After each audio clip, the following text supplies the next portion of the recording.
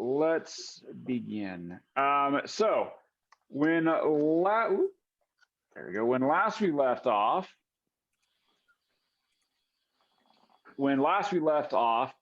our group of, well, not heroes, but adventurers had emerged from Rotling's lair and had encountered the bannermen of Lord Daggelt, who did not seem happy with them and had demanded that they accompany them. They were less than polite, gave the barbarian a little kick in the face, thought that was the only thing he'd understand. Barbarian didn't like that. You know, Boomer got a little upset, took offense, decided to squished a guy. Battle ensued. A couple people dropped. They got back up. They fought on. Managed to defeat the bannermen of Lord Daggelt. And then made their way back to the cart. Nico needed a little help. He seemed to be moving a little slow. Not really up to full speed. But the group made their way back to Tanith, back to the boat, where we rejoin them now as they are recuperating from their wounds, shall we say. Some of the members are a little exhausted. They've had a day, pretty tough. But they they lived to fight it. They lived to fight again another day. And so we join them now on the decks of Tanith, being cared for by not only the boat, but also, oh, check this out. Oh, bam. But also Sereth, Silver Thistle, as well as Dandelion. Lionheart.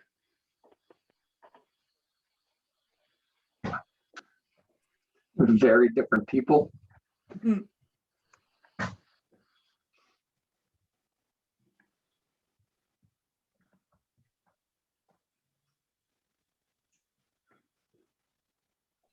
I sleep. Oh, is this where we are? Nap time. You guys are on board. I vote for a nap. I will be retiring to my room. I need my barrel. Oh yeah.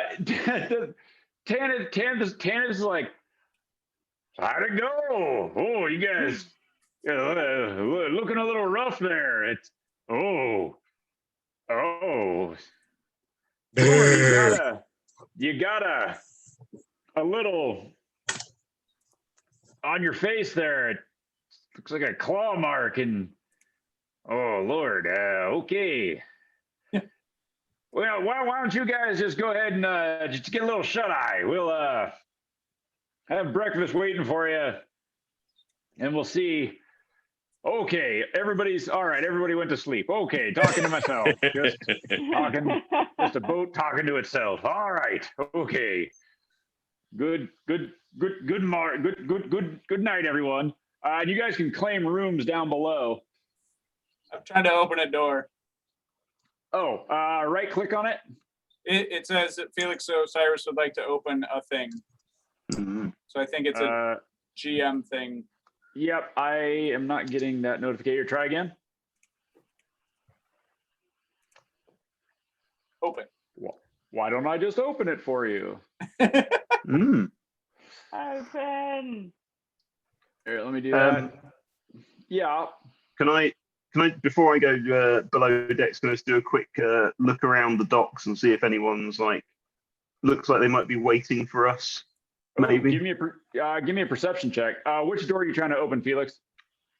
1, 2. I can't even. figure it out.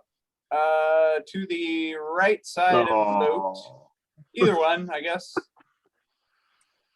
That's a hefty perception check. Yeah, There I you see go. everything. Wow. Yeah, you're pretty tired, man. You know, I mean, that's why we have the guards, right?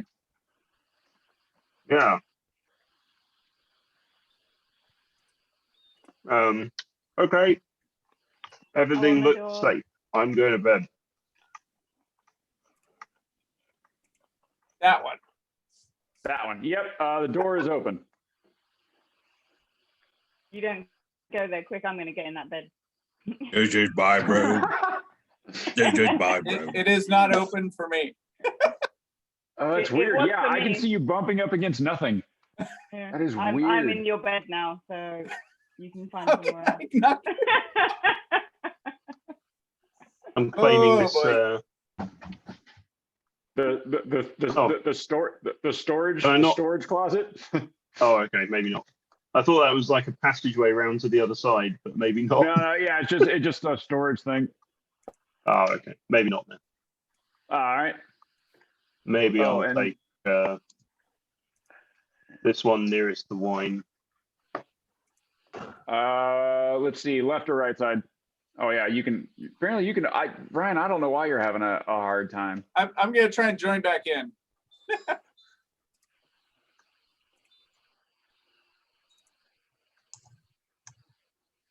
Oh, I have 3 women in my bed. Oh, there they are. Okay, yeah, that's your sister there.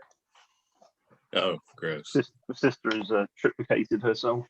There we go. Conversation took a turn for the weird. I just walked through a closed door. I guess that's okay. Yeah, don't worry about that, Skippy. Cool. I'm going in this bed then. Okay, so Okay. how do I make my miniature lay All right. down? And then it's asking to close again. And it's Yeah. What the heck? Pick a Closed different door. room. Pick a different room.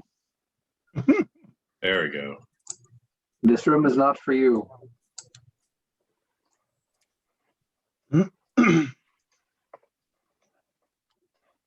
Awesome. All right, so now we're all, yeah. And Um, Gaston, I'm going to put you in the captain's quarters. Rest assured, Yeah. you're sleeping comfortably. As well, I should. It was a long day of saving the party. Wow, let's Gaston's got a nice see. room.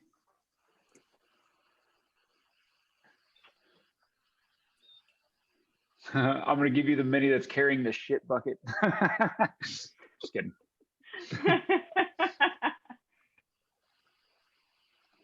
Oh gosh, this is driving me nuts.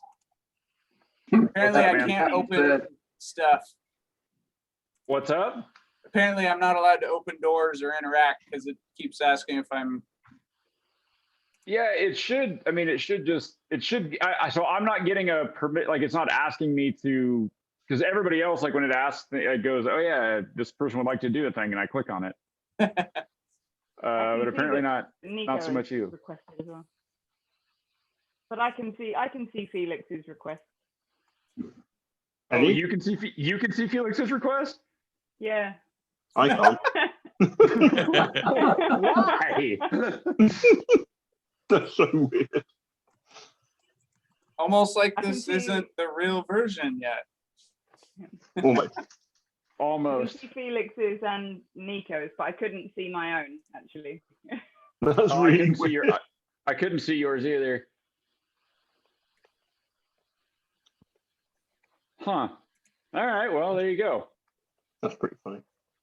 Yeah. Does right, any well- of the non-GM players have the open library thing at the bottom? No, Open library? No. no, The what? no. I've only No. got the dice. So it has like when you go to play stuff, the library or the cutscene thing at the bottom. What? I don't have that. Only Ed should have that. Yeah, that's. That might be what's Do you wrong. have that? Yeah, let me show you here.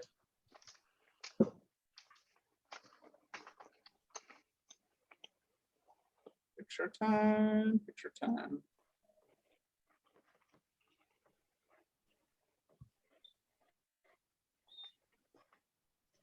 That's really weird.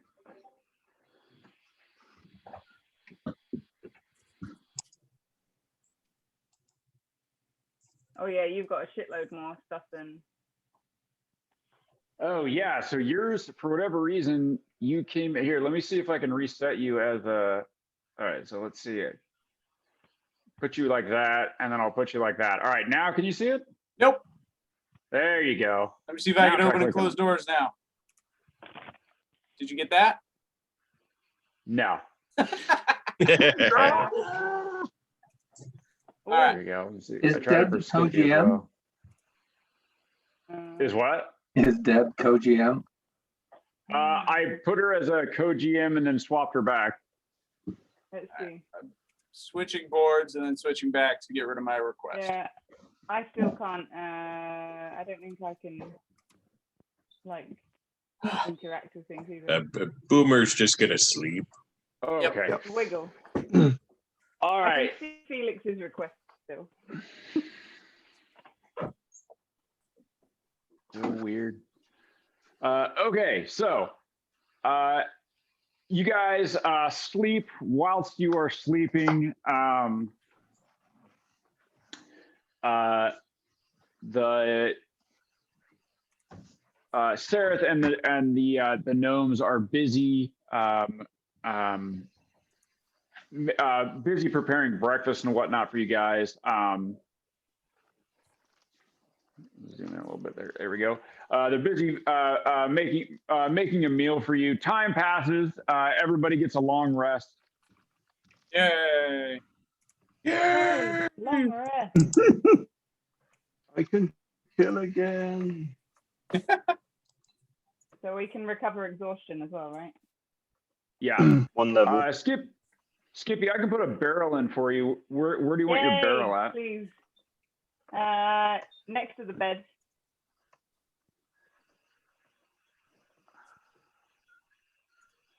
Oh, Skippy wants a bed too. Oh, jeez. You can get rid of the bed. I don't need the bed. But, You're all. I actually don't need the bed. yeah. But I guess it normally. Yeah. Thanks. Uh-oh, lost Oh, connection. where did I go? Internet being shitty. Oh, okay. I just thought it was me Internet. falling through the floor, but it was the internet. No, internet's taking a shit.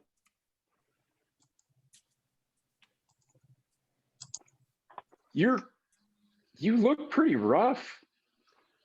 Yes, it Are was you okay? yes, nothing too much to worry about. Just a few ruffians to take care of. You know how it can be around these parts. I guess. They won't be giving us any more trouble, though. Don't you worry about that. Well, apparently that bench is too close. Hold on.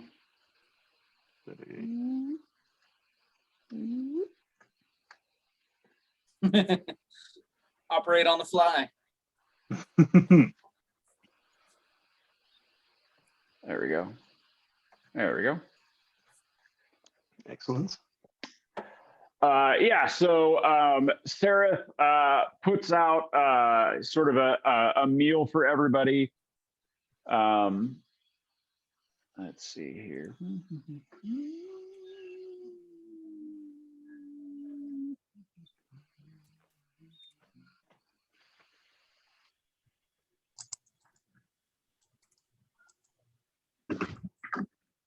Ooh.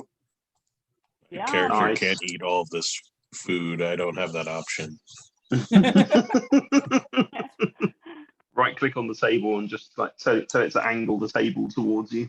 Yeah. Oh, everyone went away. What happened? Oh. Oh boy. Awesome. Hey, there we go. I guess we are freshly stocked. Yeah, we did get fresh supplies. There we go. Now we're talking. Yum. This is so cool. I say a toast to our mighty victory. Ah! Yes. Good. Oh no. Never mind. And I'll kind of lean over to Gaston. I'll be like, Gaston, I can't help but notice I've been unable to put this stone down all night, and my hand kind of hurts. Can you take a look and see if it's like cursed or anything, please? Yeah, brush your teeth first, man. I know I had you drink that stuff, but whoa. Oh yeah. I'll just take a big gulp of ale and sort of swill my mouth around and swallow it. Is that better? So you want me to take care of your? What's wrong with your hand? Let me. What have you been doing with your hand? What haven't I been doing with my hand? Yeah, Can any of us I can't. hear this, or are you just like whispering to Gaston? I'm just kind of I'm like sure he's leaning not- yeah. over, like conspiratorially muttering to Gaston. So, yeah, I can't let go of this rock. Where'd you get it? From the dragon's cave. I thought we had this conversation. What conversation? Stop picking up random cursed objects conversation. I didn't know it was cursed. It didn't have like a sign on it. Probably looked really shiny and valuable though, didn't it? It really Look at stood it. out Look amongst at it. It the looks rest. amazing. Look at this thing. It's a rock. Gaston, like a- it's like a gem. It's a large gem. But Gaston, give me a Arcana check. Oh, that's special. 15. Yeah, so Gaston, when you look at it, you can see, so you're looking at it, and as he's holding it up, and you're seeing it sort of the light coming in through the windows and the candlelight that's inside the the little kitchen area. Instead of just light, refracting through the diamond like you would normally see, you see like glimmers of like darkness inside the gem. Like when to your eyes, when you look at it, it does have some sparkle like you would expect from from a large diamond, but you get little glimpses of something darker inside the gem, and you're like, yeah. Man, this is what happens when we let Nico touch nice things. I think if you can make it so I can let go of it, we can find some jeweler to dump it on who doesn't know any better. 2 questions. Yeah. Do you prefer a hook or a clamp? We can take the Ha hand. long sleeves or short sleeves? You find that your sleeves are too long. Because you will soon. Fine, I'll take care of it after breakfast. Okay. So I'll just sit here with my cramped hands grasping this giant diamond. I think of this as a learning experience. And I think I during learned my breakfast, I'll lesson. take my sketch pad and sketch Nico's depressed face while he's holding on to the rock. Yeah, I'll kind of lean over and go, So funny. why are you making me so fat? I'm not that fat. My chin is that way fat. stronger than I've that. got a nose. What are you talking? Where's my teeth?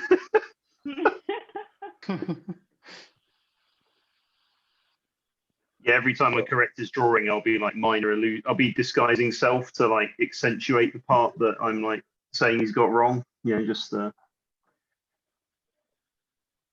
Boomerang. Well, you're lucky I kept remove curse as a spell for the day. with Ed around, it's always a wise investment.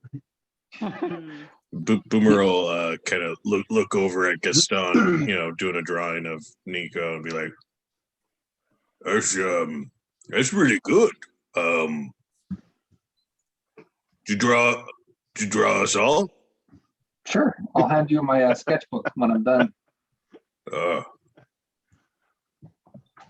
I mean, obviously, he's not going to ask us to pay for it. I mean, that would just be wrong. Yeah. Yeah. Yeah, I mean it's art. It's for everyone. oh, fuck. Isn't people appreciating it payment enough? Also, if you could stop your stomach from growling so loudly, it's really ruining the enjoyment of this.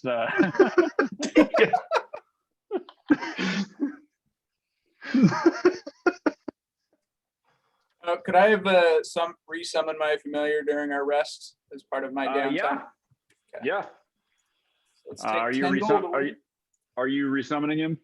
Yep. Oh, there it is.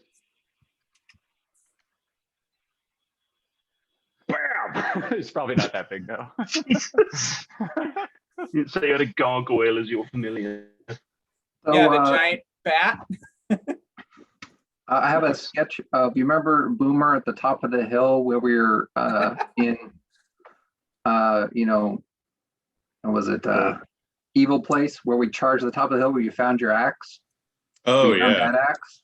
Where we found I the have bits of tiger a picture everywhere. of you at the end of the battle with you and your dad axe, Cool. covered in blood, holding an axe with more axes on your back, standing on bodies. I also have a picture of you at a later time with a axe charging someplace unknown with Skippy's arm, like elbow deep. This speaks to me. Very talented. Should charge people for this. He's not a monster. You know, And then, like a reasonable price for your time and and talent. Give you that. Yeah. Let me see the one with me with my arm up, Boomer. There's a picture of Boomer in the crow's nest of Tanith. And there's a picture of him and Nico drinking in a bar. You could probably make a book that's just pictures, you know. I'll never catch on. Yeah, there's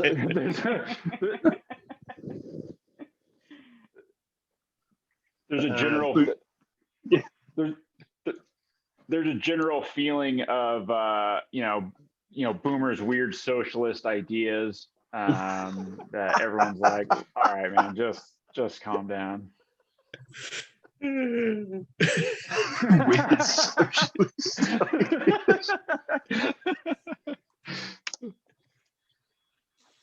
Oh man.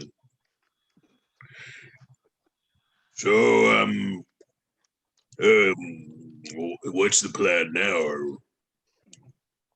Well, the way I see it, I need to make a quick stop by a jeweler's to dispose of this lovely gem that definitely isn't cursed.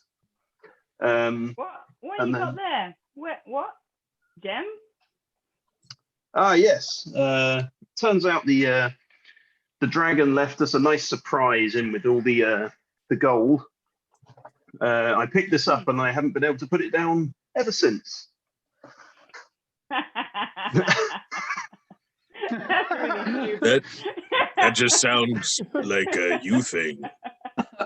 And we're like, Yeah, and but, that's different than normal. How? Yeah, I don't know. I have a pocket perfectly sized for it right here, and I just can't put it. Can you do the windmill thing, like and spin it around and around? Wait. Is this like the same thing with the whole I can't stop drinking.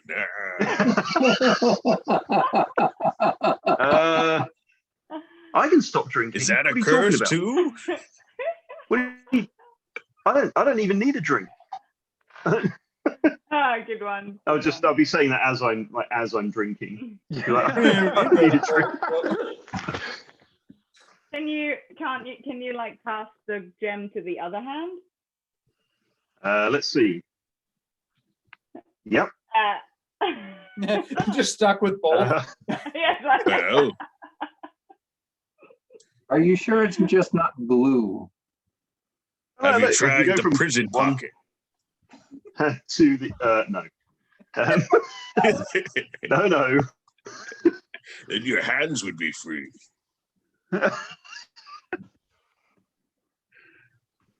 I'm not going to try that at the table. Well, no, I mean, you Yeah, can warn someone pull out a everyone. bag, hold the bag underneath the cursed gem, and cast remove curse on it. As soon as you cast, so this ethereal book opens up, it flips open, pages flip through. Uh-oh. There's a very stern looking halfling appears up out of the book. She glares at you, Nico, shakes her head disapprovingly, and reaches an ethereal hand out and taps your hand, and you're able to drop the gem. I was about to say, have it smack with the ruler, and on the little red mark it says, "You know what you did." Right? Yeah, exactly. Yeah, exactly. Is it safe to come So- upstairs Judgy, now? still. So how Oh, are we it's gonna move fine. this thing anywhere else? Well, I think we should, like I say, it's a nice looking gem. I think we could get something for it if we can find an unsuspecting jeweler. Can we pick it up without like it I put it in a anything bag. happening again? I have it in a Okay. sack, so just carry Well, the does sack. anyone- Okay, cool. How You're so so with smart, his Gaston. with his arcana roll, would he know what it is? With 15, he knows it's cursed. He doesn't know specifically what cursed, but he knows it's cursed. It's bad news, man. That's all you need to know. And that was the actually, That was the as a darkness matter he of saw fact, inside of it. He's like, I think I know some people, at my temple who might be interested in researching this. Will they For a pay price. for it? With appreciation and devotion. I mean, this is knowledge. Yeah, but with gold. I mean, gold is overrated. Knowledge is way more important. In that case, they won't mind me taking all of their gold then. Yeah, it's a library. We don't have gold, we have books. Ah. Terrible business model. Well, we do have really powerful late. Oh. Powerful. Oh, Powerful what? It was a left. Powerful. Oh, Late fees. bitches. Powerful what? Collection people for the late fees. Does Nico still not have a shadow? Nico still does not have a shadow. I haven't fixed that yet. It's on the list. Can I do an arcana to see if I know like not having a shadow is okay? Yeah, go ahead. Yeah, like he's not going to just like explode one day and take us all with him. There we go. 27. Yeah, Nice.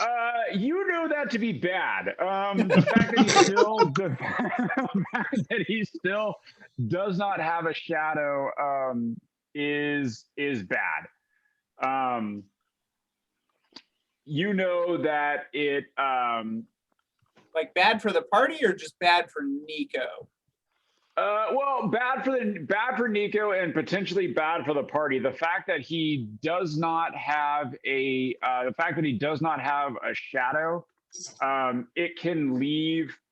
It leaves the door open for a lot of very unsavory things to be able to.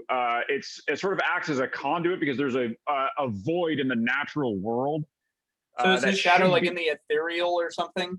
Correct. So his shadow is not where it's supposed to be. And because it is somewhere else, it has left a link. It's kind of left like a little bit of a back door open into the material plane. And so if you think about where his shadow was taken, that's where his shadow is. We want to get that fixed, guys. That we need some soap and a sewing kit. Quick. I've seen how this works. I know how to fix it. Just I need need some everybody dark to cloth. check your drawers. We have someone named Wendy on board. You know, I've got the outfit for when. No, never mind. I can do the remote curse on that too. You cast remove curse. Yeah. All right. Curses. As you cast remove curse, Uh-oh. as you cast remove curse on Nico, you see his body sort of ripples. Like it looks like his body kind of ripples. Yeah, it's a little uncomfortable. And then you see it looks like he as this ripple kind of passes down and goes to his feet. It looks like he has multiple shadows that are in all different directions, and all of them are doing different things. You see some of them look like they're laughing. There's some that look like they're writhing in pain. There's some that look like they're taking something. It's sort of all these different, like in a ring around them, there's all these different shadows that look like they're doing different things. Do I experience any of that? Yeah, so Nico, you, from your point of view, it feels like you lived several moments at once, like your head, like it, you get all of these memories suddenly cascade into your mind.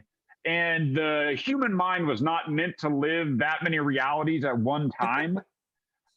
Go ahead and give me a constitution check. Here we go. It's okay. Check or- That's check totally or normal. save. Just tell me what you're feeling. Flip up my notebook. I feel like I should have cast a tiny hut. Oh. All right, and then Nico, go ahead and roll a d4 for me.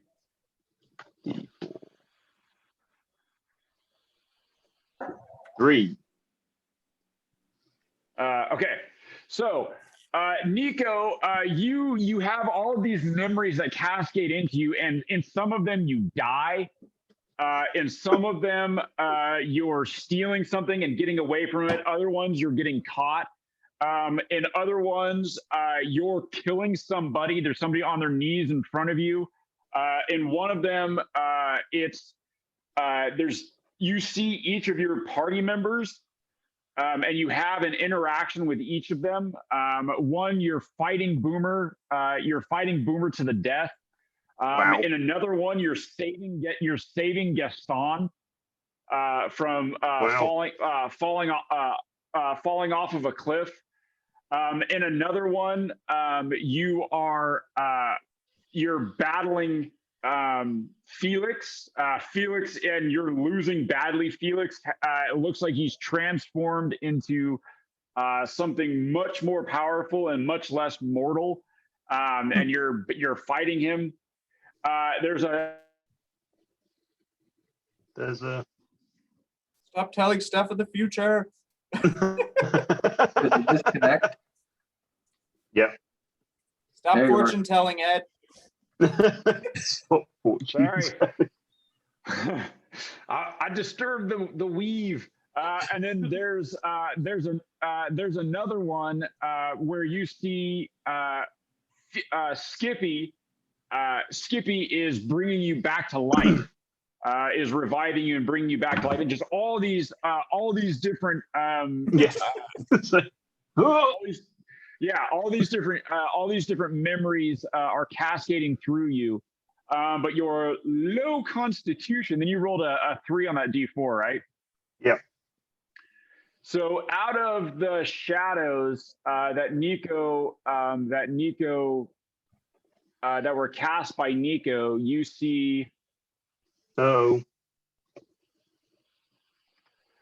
three sort of shadowy figures No, not these things are again. that these shadowy figures that come out from Nico, and all of them they all look something like Nico. But then as they separate from him and the light shifts and change, you see them morph into these horrible sort of spectral creatures. Turn undead.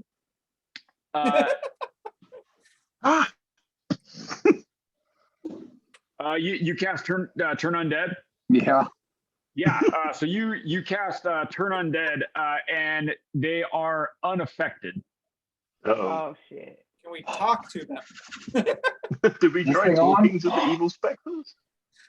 We don't know they're evil Everyone, yet. go ahead and roll initiative for me. Oh, at least I rolled something Oh, good. for God's sake! I'm making a note of this. I rolled a 1. 14. I rolled a 2, so that's a 4 for me. Shit. Yeah, I got 3 because I rolled a 1.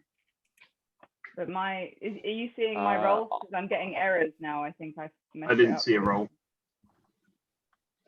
It says Did mine come up? actual- You rolled a 1 in the in D&D Beyond. Yeah. Okay. Oh, it's because I haven't loaded up Astral on. Or are we? What are we doing? I guess I'll just do it in D&D Beyond.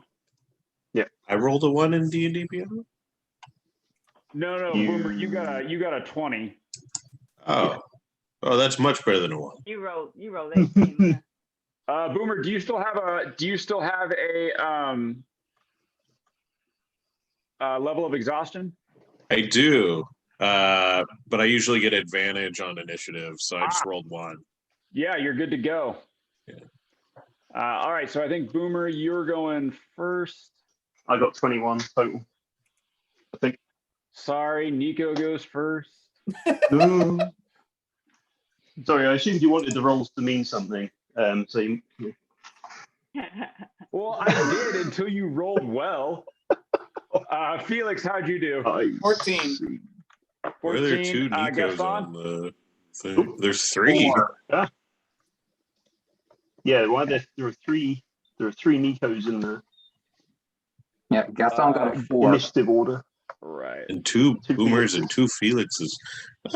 There's a lot of things going on. All right, Skippy, what'd you get? 3. And I Oh, rolled okay. a 1 if that makes any difference. It does, but it's not good for you. I figured. Okay, and then we got to roll for the ghost. Well, not ghost, sorry, the shadow creatures. And they go, they actually go, oh yeah, I can move that around. That's awesome. Oh, Jeebus.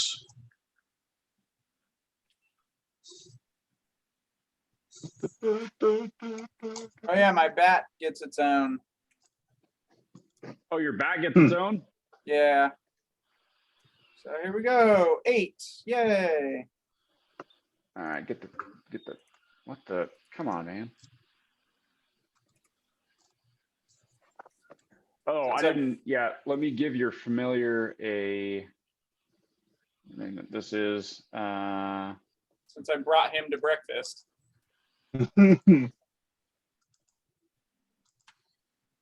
Like bat number 6 so far. Yeah, get to know the crew before you pass. I'm going to make him unique, but you know, he's not super unique, but don't tell him that. I'm just testing. Okay, I've figured out how to fix my problem, and I've got a charisma of 4. Just so you know. Oh, can I not? Oh, I guess, can I not? I guess I can't add him to initiative. Okay, well, that's fine. The bat, it's all right.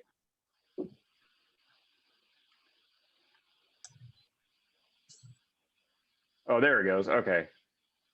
Well, but it didn't. I'm guessing the bat's going to be replaced soon anyways. There it goes. All right. So yeah, the bat got that. Those go before that. What was the bats? 8. 8. Oh, okay. Actually, we'll put him. Oh, he's at 8. Yeah, so these go Almighty. there. Skippy, you got a 4. Gaston, No, you I got. got Or a sorry, you got a 3. 3. Yeah. Gaston, yeah. you got a 4. All right, Nico, you are the first to act. All right. I shall cunningly take the disengage action. Are you still holding the rock? Yeah. You are No, now he's cursed. not holding the rock. It's in a bag. Oh. Oh. Oh no, it's in the bag, isn't it? It dropped in the bag. I'm not holding the rock. Yeah. Okay, then It's you on are a- not it's on a- cursed. Yeah, I'll say it's in a bag on the floor. Okay. That's right. I'm glad we did that first. That would be really annoying otherwise. I thought it was funny. A dash. Oh no. Okay, so yes, I shall cunningly disengage so I don't take opportunity attacks from these two goons when I move to here. Okay. And then let me just see what I need. Put him right there. There you go. All right. And then I shall stabby this thing. Okay. With a bit of I'll put a bit of the old Terror Blade. Actually, how far? Oh, I guess I'll use the I'll use the Shadow Garrote on that one. Okay. Let's see. So first, try and hit it with the actual sword. Let's see how this goes. 21. Oh, that'll hit. And then, okay. And then we need, okay, so we're going to do some damage with this. That is 9. Oh my God, got dice going all over the place. So that's 9 piercing damage. Then the shadow, oh, then I've got the sneak attack, sorry.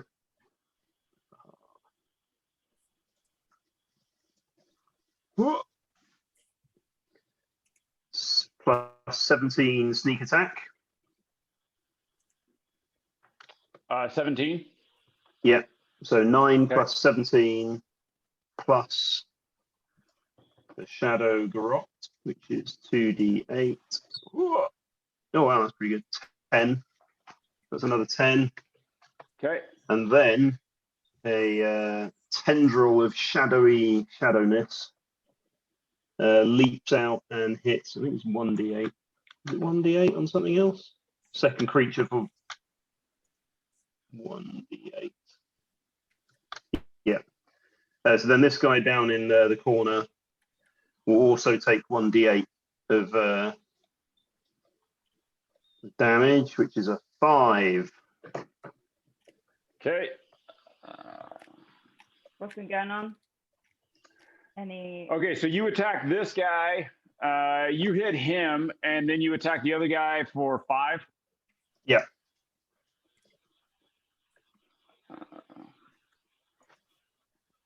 Yep, and then this guy. And then how much did you hit the first guy for?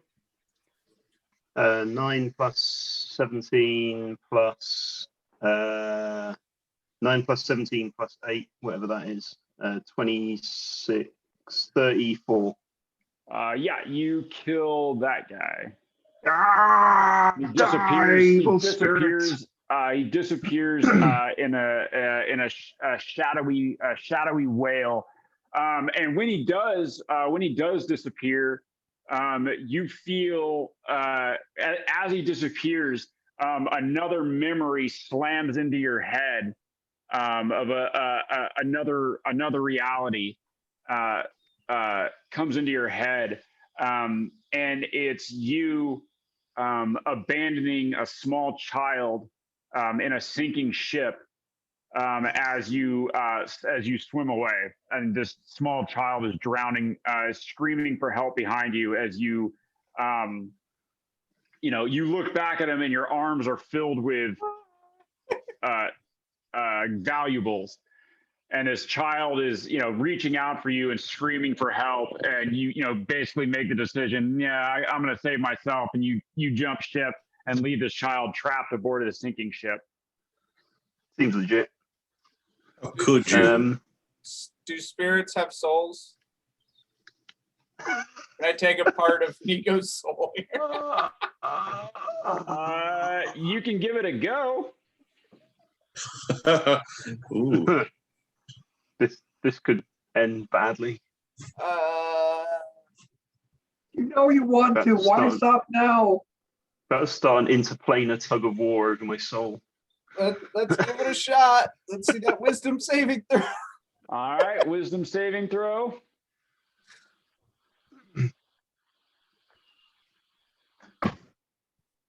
Ooh. Ooh, failed. That's a 7. Does anything So- happen? So Nico, you have this memory, you have this thing flash through your head, but then Felix raises his staff, slams it onto the ground, and ice shoots out from the staff, covering the floor as it tracks towards you. Nico, I need you to make a Constitution saving throw for me. I'm saving some of that weight on your shoulders, Nico. That is a 13. What's your saving throw, Felix? Higher than that. Yep. Go ahead and roll 4d8 for me. Oh, no. Oh, who's rolling? Me or Felix? Felix is. Oh, okay. Here we go. Oh, That's pretty low. 16. Nico, you take 16 cold damage Ow. as this bit of spirit is ripped from your body, and you're sort of frost over with icy cold, and your eyelashes, your eyes, like your eyeballs sort of freeze in your head for a moment, and then you kind of blink the ice crystals away, and you're like, no, God, that sucked. Felix, God damn it! Don't do that again. Does that count as a soul? Felix, in your head, you hear no. This one is claimed. I admire your efforts and your ambition, but no, this is rejected. Little bit And- busy in combat right now. Talk to you later. You see the outline of this spirit thing come out, and it comes back out of the staff and slams back into your head, Nico. And you again see the child drowning as you leap out of the ship.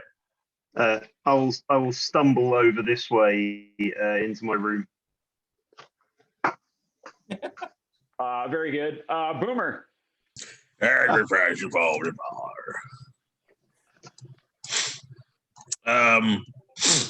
Okay. Please just leap over and hit that thing with your fucking mug.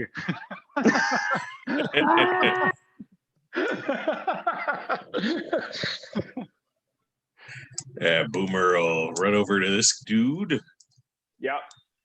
and Beat it to death with the pig.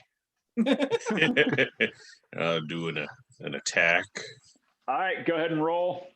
All right. I'll recklessly attack it. Doing all the things.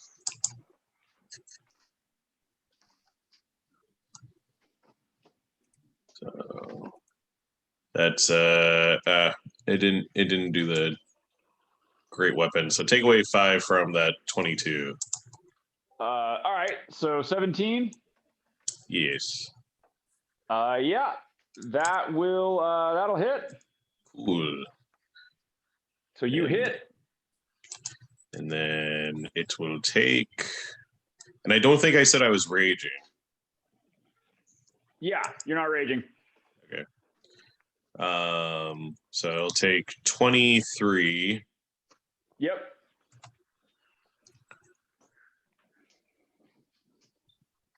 And I'll do a second attack. So that one's already taken some damage from the Yep. garrote in the first one. Okay, cool. This one dies. Nice. Cool. Nico, as Boomer slashes it and the thing gives this wail, it slams. You feel this memory snap into your head, and again, this is a memory that it's a life that you have no context for it. There's nothing around it. You don't know why it is or where it is or who it is. But it's a very vivid memory. Like, it feels super real, and it slams. This memory slams into you, and it's you. You're bleeding, bleeding profusely. You're holding your guts in your stomach. Wow. But you're staggering away from a man that has fallen down. And you're in an alley, and there's blood coming out from under the man, and you're holding a dagger in your hand that's dripping blood, and you're walking away from this man, trying to hold your own guts in, and laughing to yourself. Boomer. Nice. Good. I'll move over to this guy. Yep. Can I do my bonus attack that I got for defeating that one guy on this guy? Yeah. Swing through. Swing away. Hey, have you thought about grappling him so we can talk first? Hold him still. I want a better picture. Doing all the things. Yep. So. Yeah, I so was then- talking grappling. 25. Grapple with your Yeah. hands, not your axe. That hits. Cool. You can try to grapple with him if you like. No, it's a Okay. shadow. I'm not messing around with. You're all, no. No. I had a bad So experience. that will be 21. Okay. Second attack. Second attack.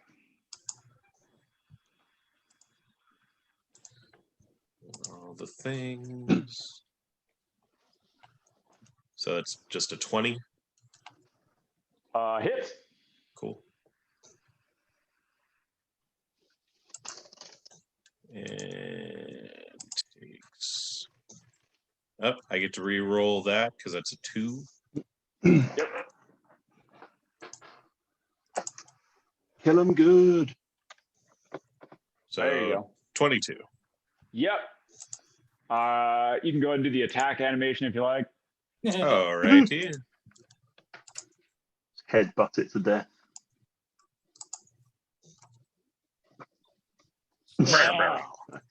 And you kill it. It flies apart, and the bits of it go racing towards Nico through the wall. Nico, they slam into your head. And again, you are racked with a memory you have no context for. This one is you as a youngish man, from sort of in your 20s, and you are standing in a doorway, holding a crumpled note in your hand and watching a beautiful young girl, well dressed, walk away from you, not looking back at you. And there's tears running down your face and you're just clutching this crumpled note in your hand. And know- then you're back laying in your bed with a little bit of blood coming out of your nose. I was a nice guy in at least one universe. Actually, I think these are all things that actually happened. It's just Nico doesn't remember them because of the alcohol blocking the memories. What do you mean all the alcohol? I don't remember drinking any alcohol. Now you mention it, I'm a bit thirsty. And we are out of combat. Well, I imagine that part of that frost was on the table and froze part of the food. Oh yeah. I would like to just pick up whatever I can that's frozen and just like eat it. Like, God damn it. You reach out and there is You froze the bacon, you asshole. there's like you reach out and you grab a spoon out of one of these bowls of stew and like you kind of or this bowl of like kind of breakfast hash, you pick it up and there's just this clump of stuff and there's just a clump of stuff there's just a clump of stuff frozen to your spoon and you're just like, you know what, fuck it. Yeah, it's still good. Now it's chilly. Very good, Boomer. I mean- I'm gonna come out kind of clutching my nose, just sort of stumble over to Felix. Like, not the party souls, Felix. Not the party souls. I didn't know it was yours. I thought it was part of the bad stuff, like the shadow. It came out of me. Yeah, you were a Gross. conduit to the place we just left. I mean, you guys have permission to attack anything that comes out of me, so I don't want to wash my Rosie- hands. Rosie will rush. Rosie will rush over to you, and Nico, and she's gonna like, oh my God, are you okay? Oh, what was that? What happened? Oh, Yeah. it's totally normal, Rosie. So, Nico, what'd you experience? I have like memories of things I never did, or at least I don't think I ever did. Excellent. Could you describe the scenarios for me, please? Yeah. I just need a drink. A bit thirsty after that fight. You know how it is. Just like shakily reach over and pick up the wine bottle and just down the whole lot. Just.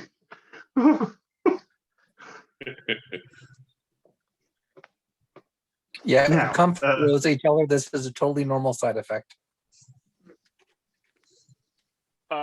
Rosie is pretty shaken by this. Like she can't believe what she's seeing here. Like this is pretty batshit. And none of us, this is just kind of like blasé, like, whatever. Like more eggs, yeah. it's This Wednesday. is breakfast, man. Pass the salt. Doesn't this happen at your breakfast? It's okay. It's okay, Rosie. Don't worry. I think we're safe now. Right, Gaston? Well, I'm fine. Right, Gaston? All right, so we were It'll going be fine. Everything will be fine. This is Does fine. Nico have a We shadow were- now? thinking about the plan of Do Oh, I know yeah. if now that Nico has a shadow that connection or link is closed? Say it again. So now that Nico has his shadow again, do I know that the link is closed? Give me a Arcana check. Oh, actually, you rolled a 27. So yeah, you think now that his shadow is there, the link is not necessarily closed, but it would be very difficult for something to try and force its way through. He would have to have some kind of connection, some sort of deeper connection to the Shadowfell for something like that to come Oh, something yeah. else to come through. Oh, you Oh, mean yeah, like the so shadowy nothing. weapon on his Totally belt? fine. That would never happen. That'd be weird. Yeah. Would some sort of magical circle or soul scrubbing work? Get to my soul. To try and really break the connection from having his shadow stolen for so long. Yep. You think that something like magic circle or what's the other one?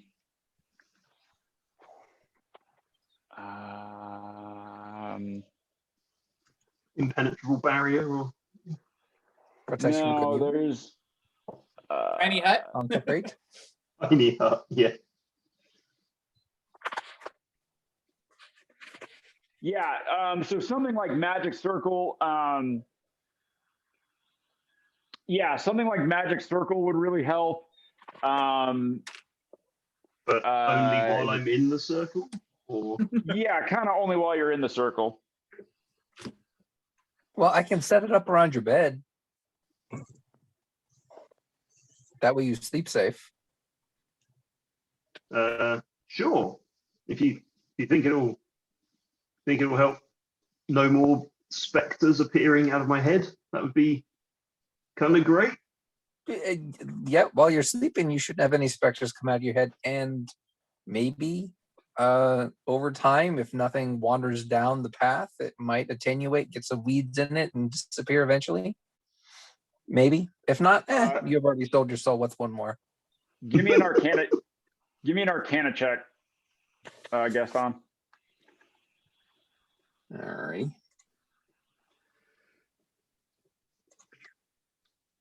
Oh, that's spectacular. Yeah, 16. Yeah, you think something like that. Like, so if he does spend some time in it, basically what you described may very well you think that that actually would come to pass. Like where if he is spending nights in it in particular, that yeah, it might not necessarily break the link, but whatever it was that he had drawn the attention of would sort of forget about him because it couldn't really get to him. Yeah, out of sight, out of mind. Oh, Yeah. hey, it might actually be good for Rosie too. yeah. But it'd certainly be good for Rosie not to wake up next to some shadow demon appearing out of my head, probably. Wait, you and your sister sleep in the same she's bed? pretty shaken by this whole thing, and yeah, she keeps she is kind of reassuring herself, like touching you, Nico, making sure that you're okay, and she's every time the lights sort of flicker, she looks and when she sees the shadow, anytime she sees the shadows move, she's like, what? Here, Gaston will hand her one of his light rocks. She gratefully takes it. Takes it from you, like and kind of holds it up, and into all the corners. She holds it up into all the corners, and make sure that it's not, that the shadows aren't. Wow, that actually casts some pretty cool shadows. Ooh. Nice. She holds it, holds it into the corners and things, and make sure that there's nothing, creeping up on her. And she, Nico, she, kind of opens your coat up, and she, holds the rock inside your coat. Yeah, it's okay. There's nothing in there. Yeah, all good. All good. Oh, I'd like to say Becca drew this. See. Wow. That's awesome. Disappearing. Wow, that's really nice. Cool. Pretty That is cool. really good. So, clearly I'm doing something right as a parent. Yeah. Did she use the awesome drawing book that her best auntie? I'm sure she did. I guess that's why we know she's an AI. She chose the appropriate drawing book for a child multi-continent away. It looks Almost like as if she she had was access searching for to this her drawing. Amazon purchase history or something. It's Yeah, it's weird. Interesting. No, it's we're really not saying cool. that we're not saying that Deb's definitely not computer generated, but we're pretty sure.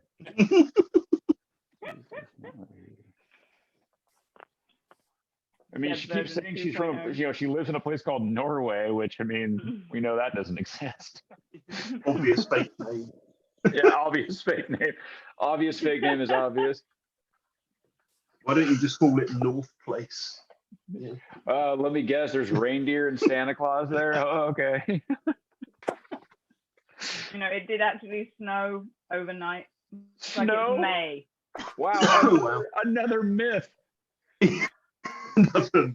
Yeah, and and socialism works.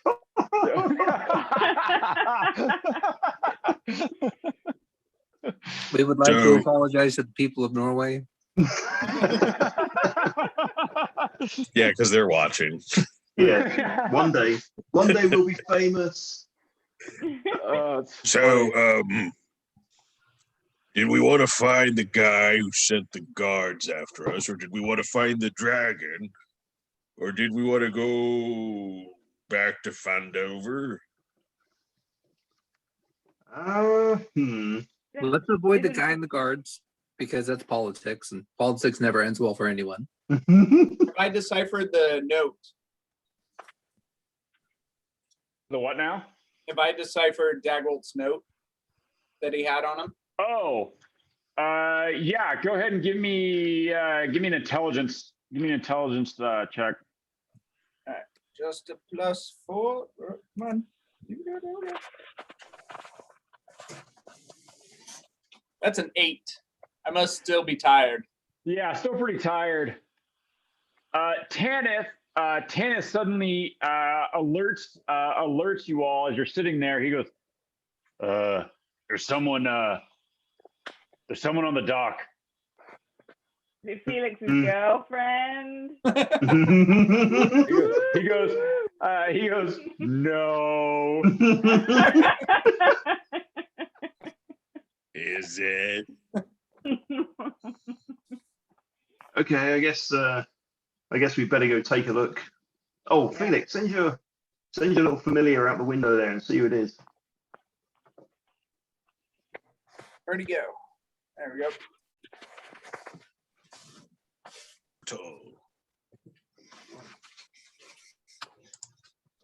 There may or may not be like 50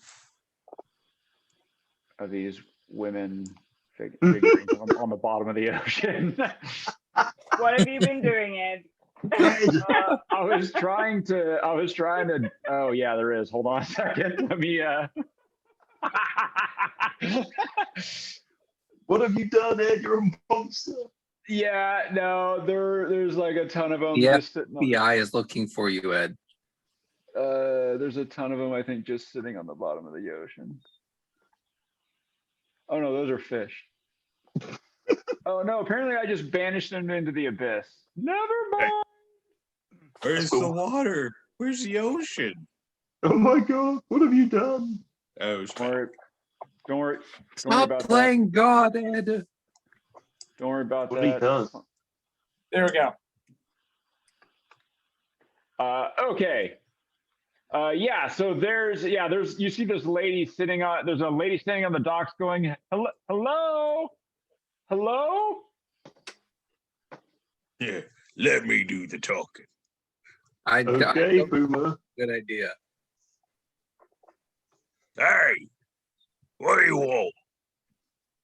She says, hi, I represent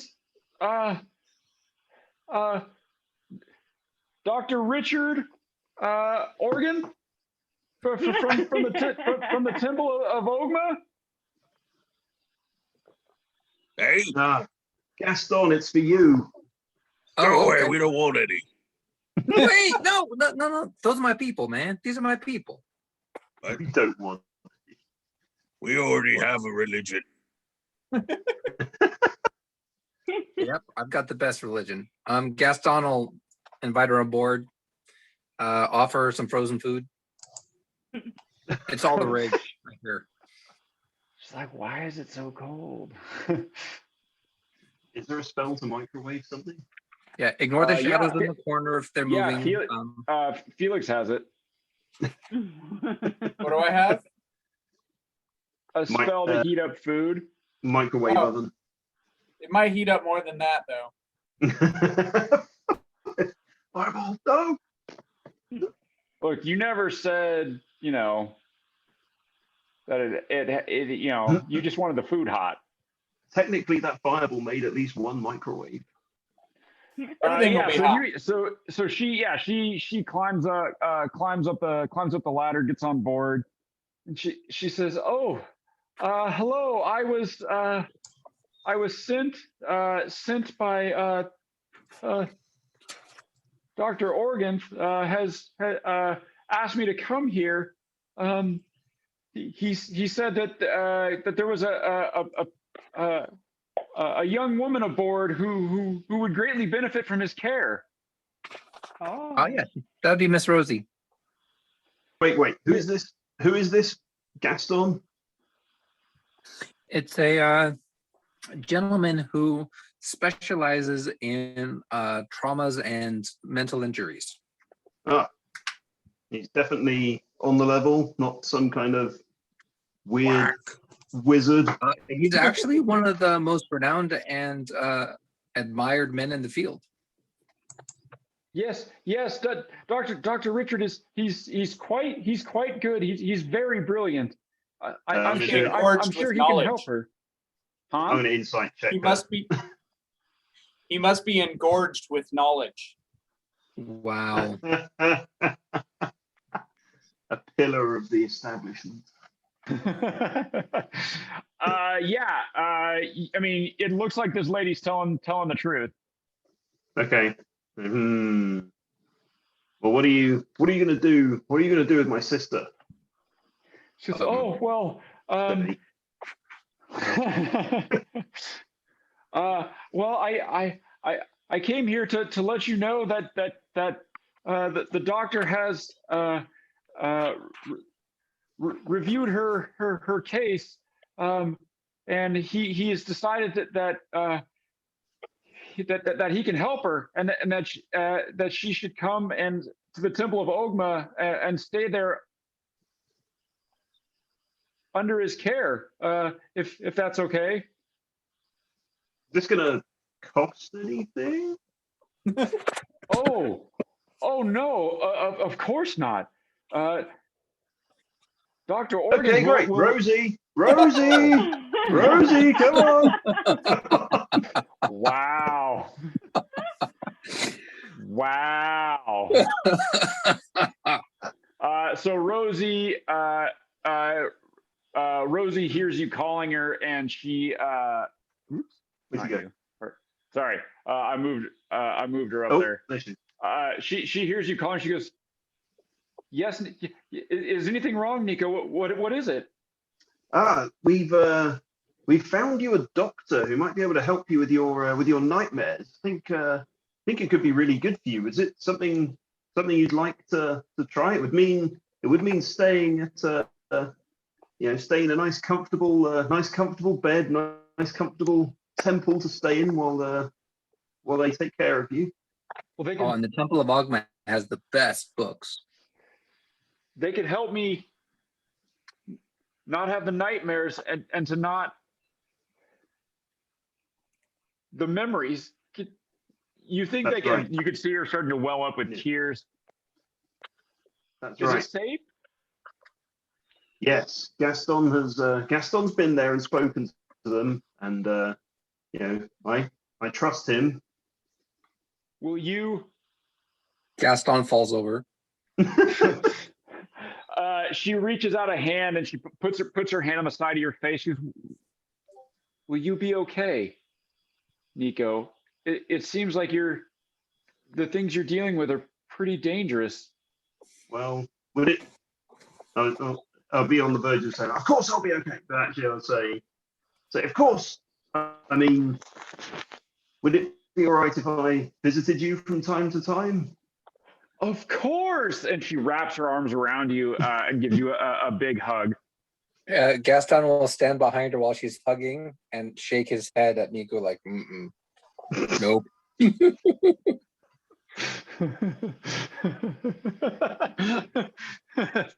That's a terrible idea. Okay.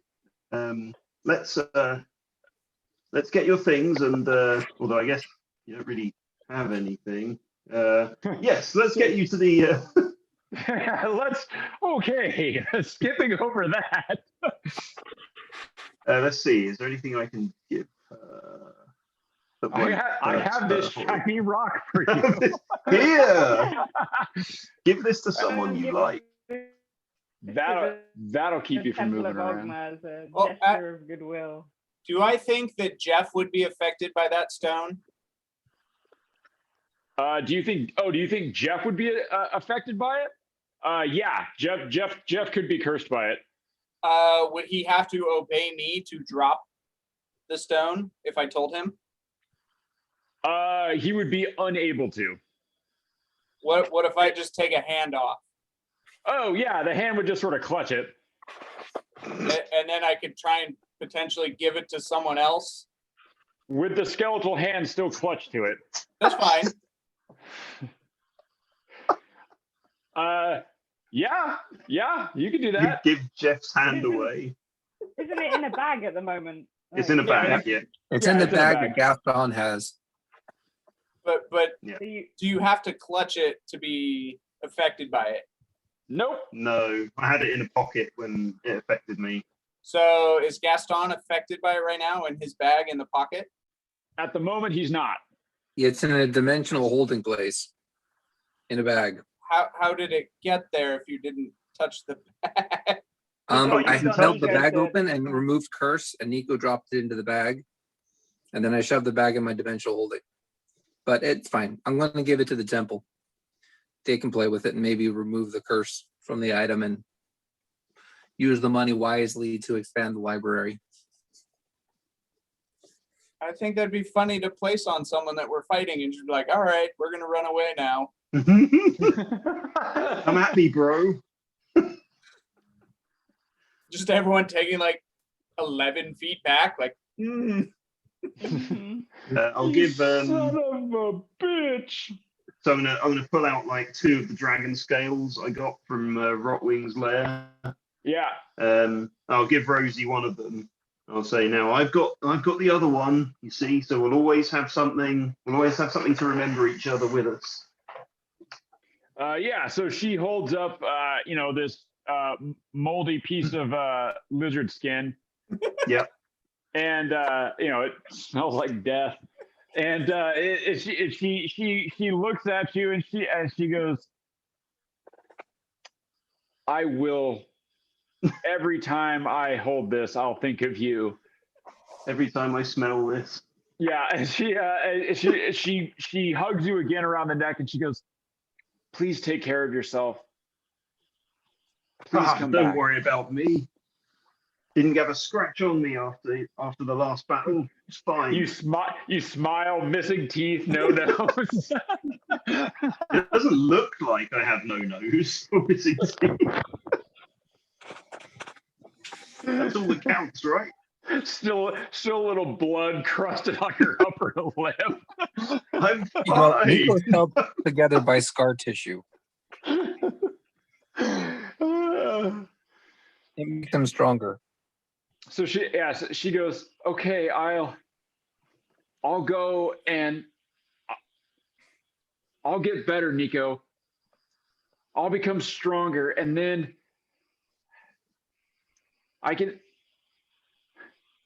I'll be able to come with you. You will. Won't that be wonderful?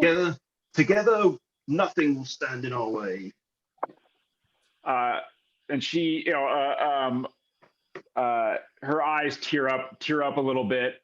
She takes your hand and she squeezes your hand. Oof! Wow. Good job.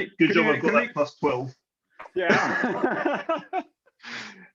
She squeezes your hand, and then heads up the ladder. Yeah.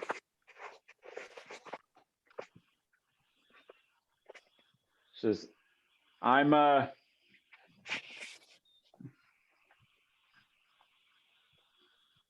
think I'm ready.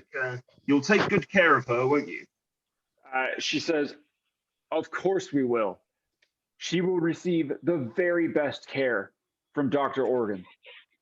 Have your personal guarantee that no harm will come to her. And she places her hand on her heart, and the other one she holds out a holy symbol of Ogma, the book, and she says, "I swear on my own soul and on the temple of Ogma itself that no harm will come to her by our hand. She will be safe and well cared for."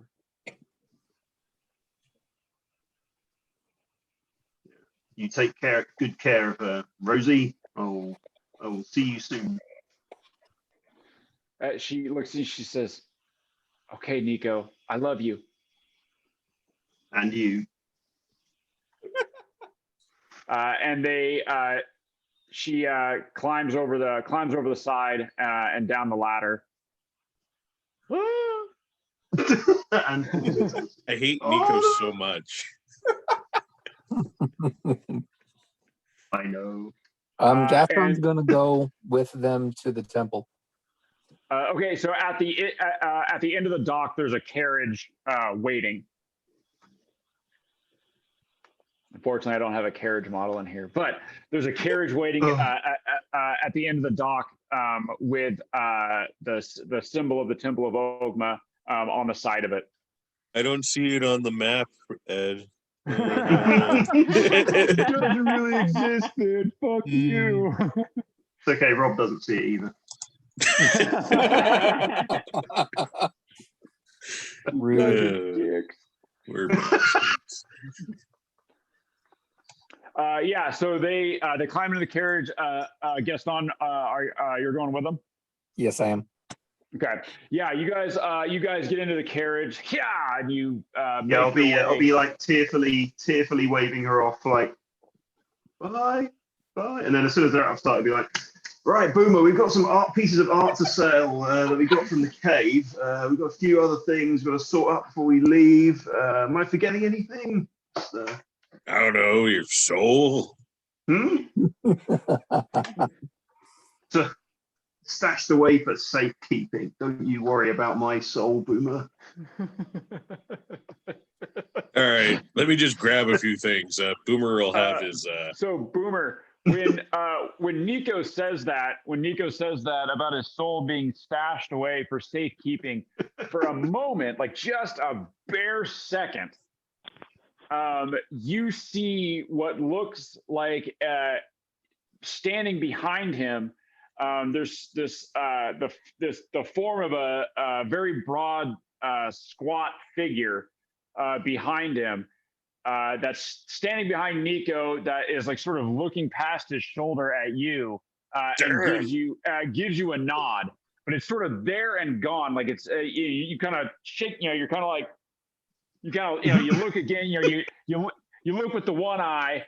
And then you kind of tilt your head so you can look with the other eye, but you don't. The figure is gone, and you're not even sure if you actually saw it. Yeah, but Boomer probably saw that. It was like,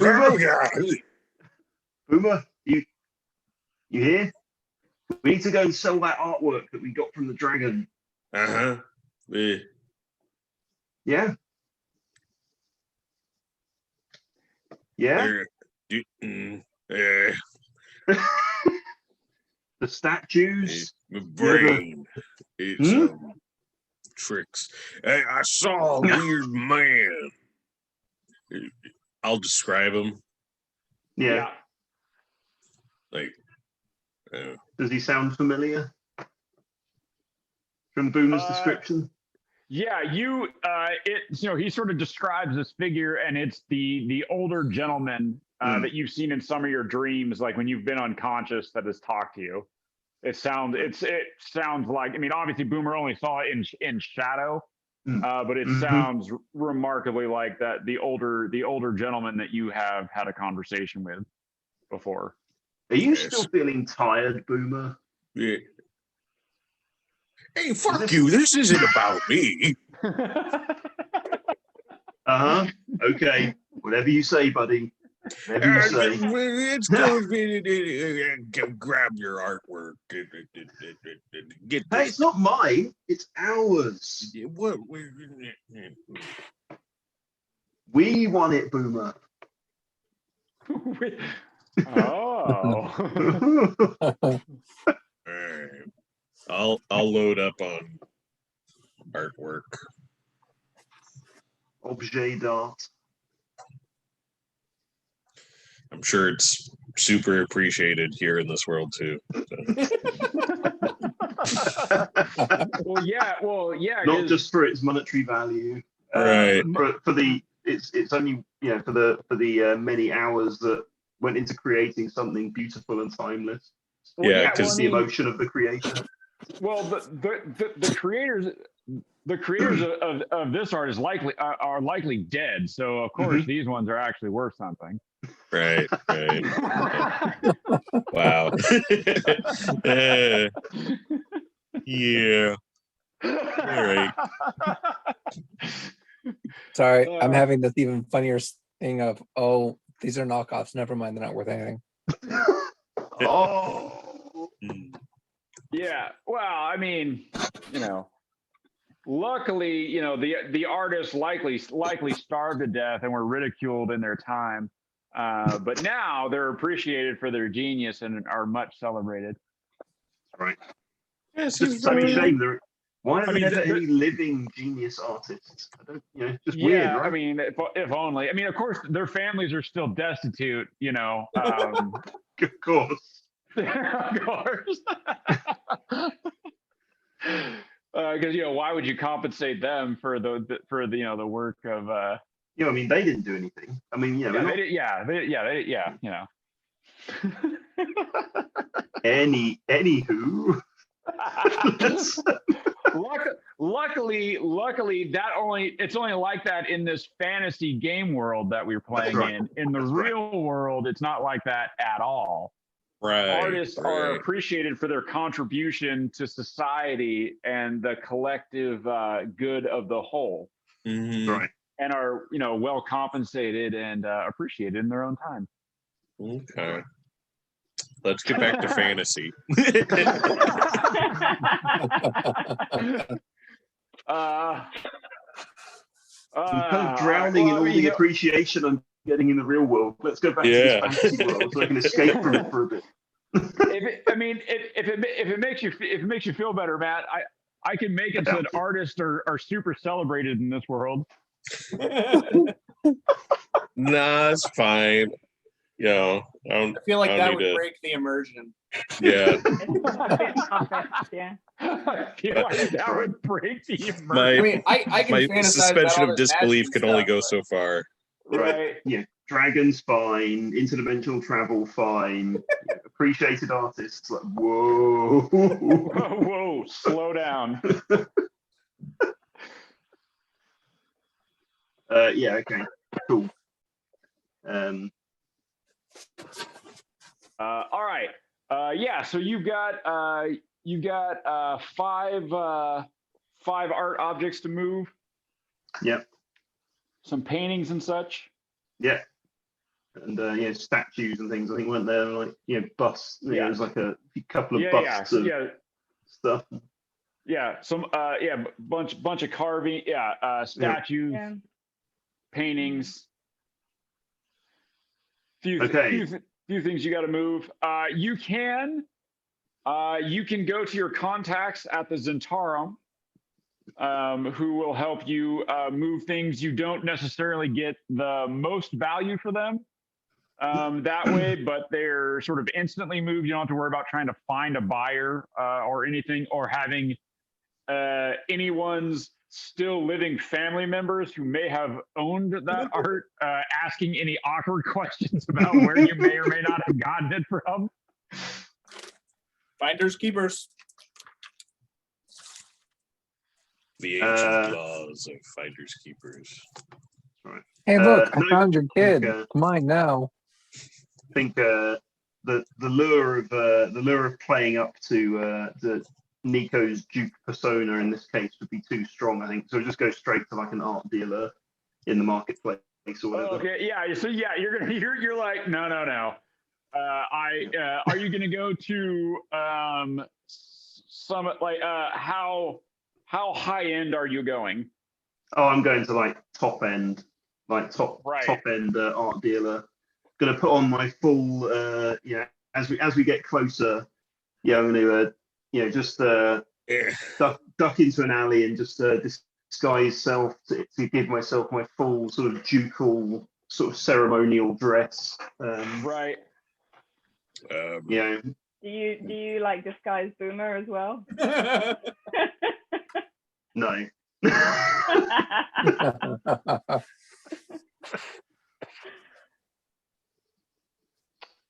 All right. So yeah. Yeah, I'll sort of pull Boomer over and say, now these guys think they're better than everyone, right?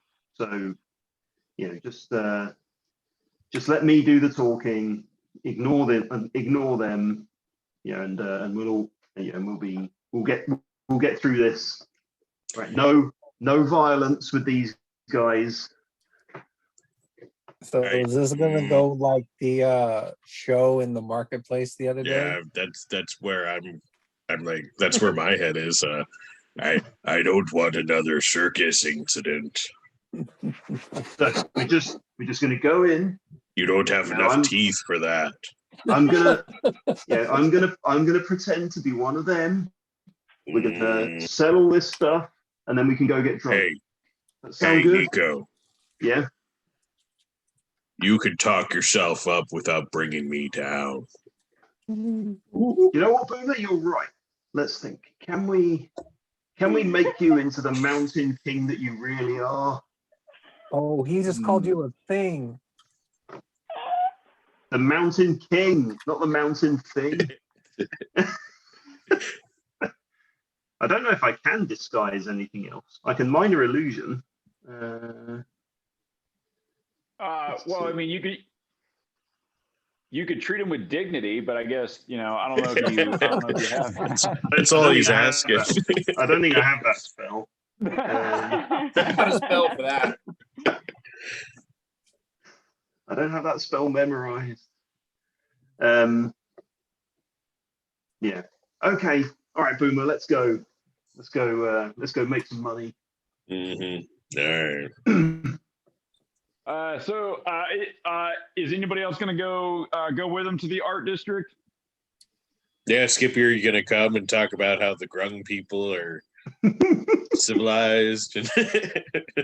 Smear some slime on the wall and call it art. We got like a breastplate, right, from the armor.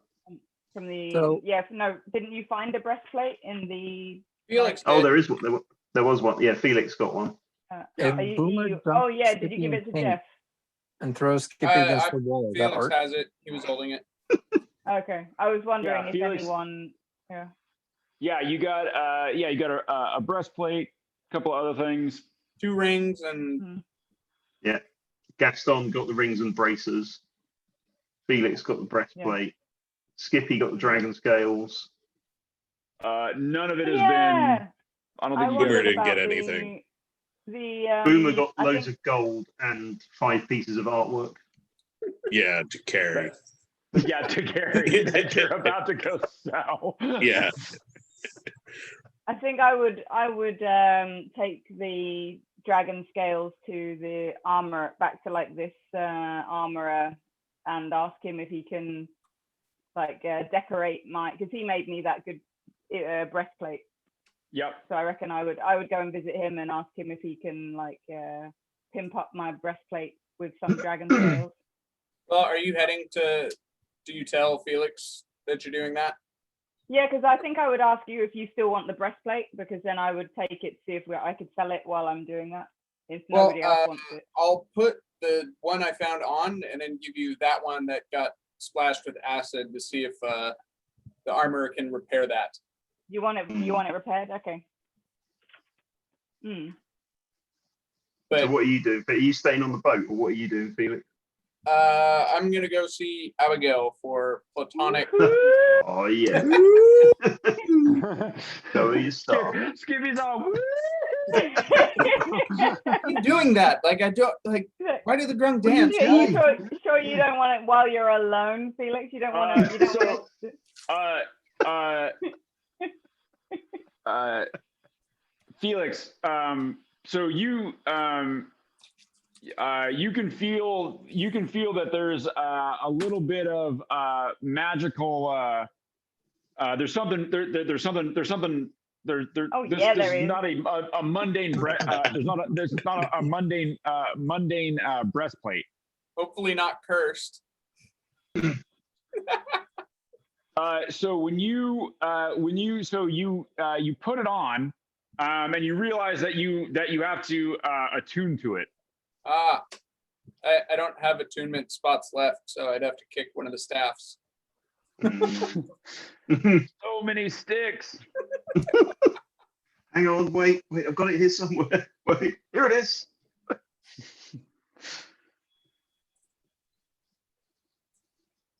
Yeah, so I mean, that's up to you. Okay.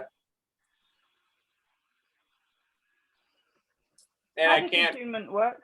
Like, yeah, I don't. You basically have to spend a short rest with the item, kind of getting to know it. Okay. Can I do that without losing one of the other attunements, or would I just have to take 2 short rests and cycle through? Yeah, 2 short rests, cycle through. Okay. I'll do the frost staff, then I'll drop Okay. that. And Okay. Yeah, so you put this on. And you realize while you're wearing it, you stub your toe and realize that it actually doesn't hurt too bad. You barely felt it. Oh. Oh, it's a breastplate of numbing.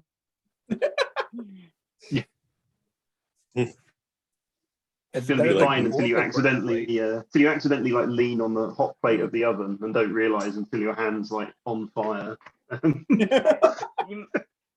Breastplate that of off numbing. when I feel like you're- Nico has one. I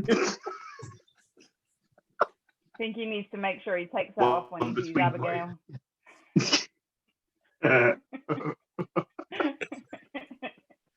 I don't know. Maybe she'd appreciate it if you left it on.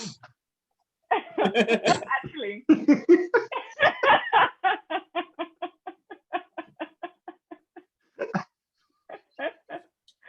I thought you're supposed to use protection. Yeah. No glove, no love. All right, go ahead and refresh your equipment, your character sheet there, Felix. All right. Fluff the equipment.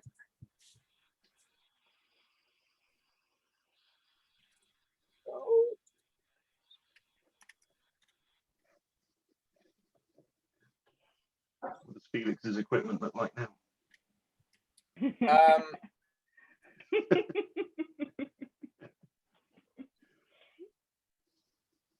Where is it?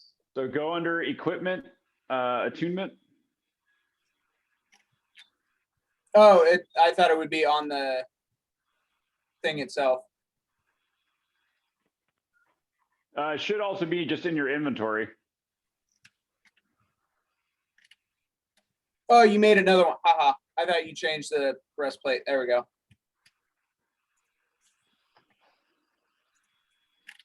So it says it's heavy armor. Oh, it shouldn't be. Sorry. It should just be a breastplate. It should just be a breastplate. Yeah.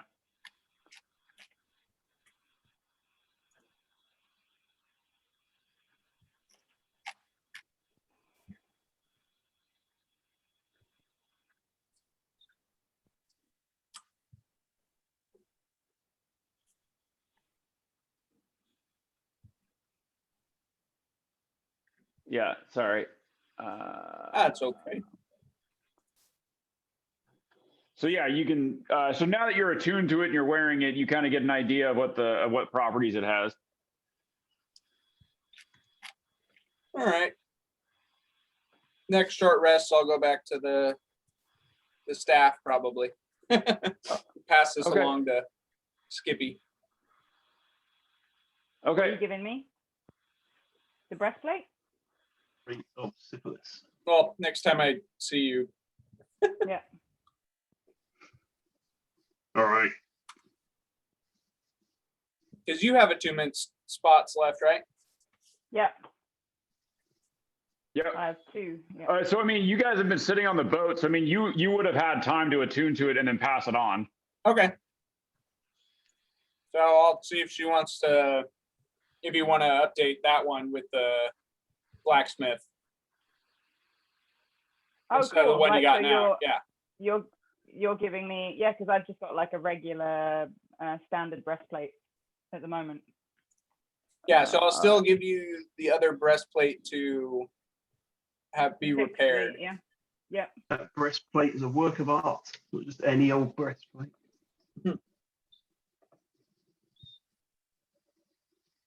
The acid damaged one.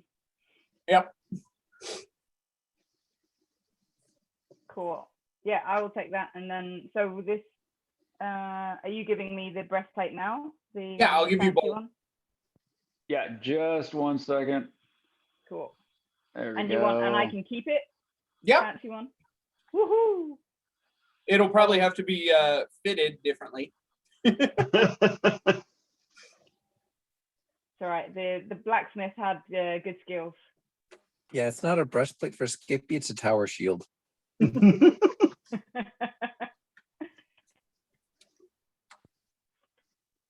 Okay, so yeah, Felix. So yeah, you actually didn't have that one here. Let me put the one that you had on there. Okay, so you take it off and you give it to. Did you actually see it in your inventory? Yeah, I did. Okay. As the heavy armor, not the actual breastplate one. Yeah. Okay. So you take it off and you give it to Skippy. Yeah. You do notice, like, so, you put it on and you're like, oh yeah, you got this, you kind of stub your toe and you're like, oh, it didn't even hurt. Awesome. But you notice, well, give me an Arcana check. Oh no, he's jonesing for armor now. Come on, roll. This gets a +8. 8. So 16. Yeah. Yeah. So yeah, you take it off and you pass it over to With Skippy. ill effects. What's up? No, I said you without ill notice effects. nothing. Yeah, none that you notice. That means there were none, right? That you Oh. noticed. Ah! Let me do that. There we go. Like that, and then we'll remove that, and then Skippy. So yeah, you give it to Skippy, and Skippy, you will have time to attune to it. Skippy. Equipment. And then go ahead and reload your character sheet, Felix. Yep. And then you can reattune to your staff.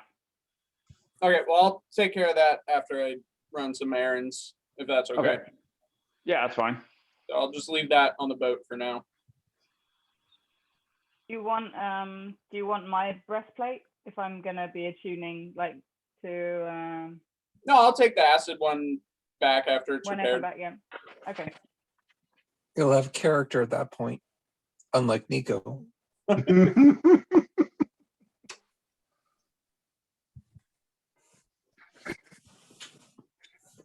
All right, and then Skippy, you're gonna attune to it. Yeah. All right, and then yeah, go ahead and reload your character sheet. Oh, Skippy, I will ask that if the armor is able to put a inscription or somehow engrave it to put an eye right on the breastplate. Cool. So yeah, go and reload your character sheet, Skippy. You should see it. Yeah, I see it. Felix, for clarification purposes, is that the letter or the body part? No, like the little symbol I have, like the Eye of Ra thing. No, okay. 'Cause it'd be funny to walk The around eye. with like a italicized eye on your chest. What does the I stand for? Ah, Hey, the I stands for misunderstanding.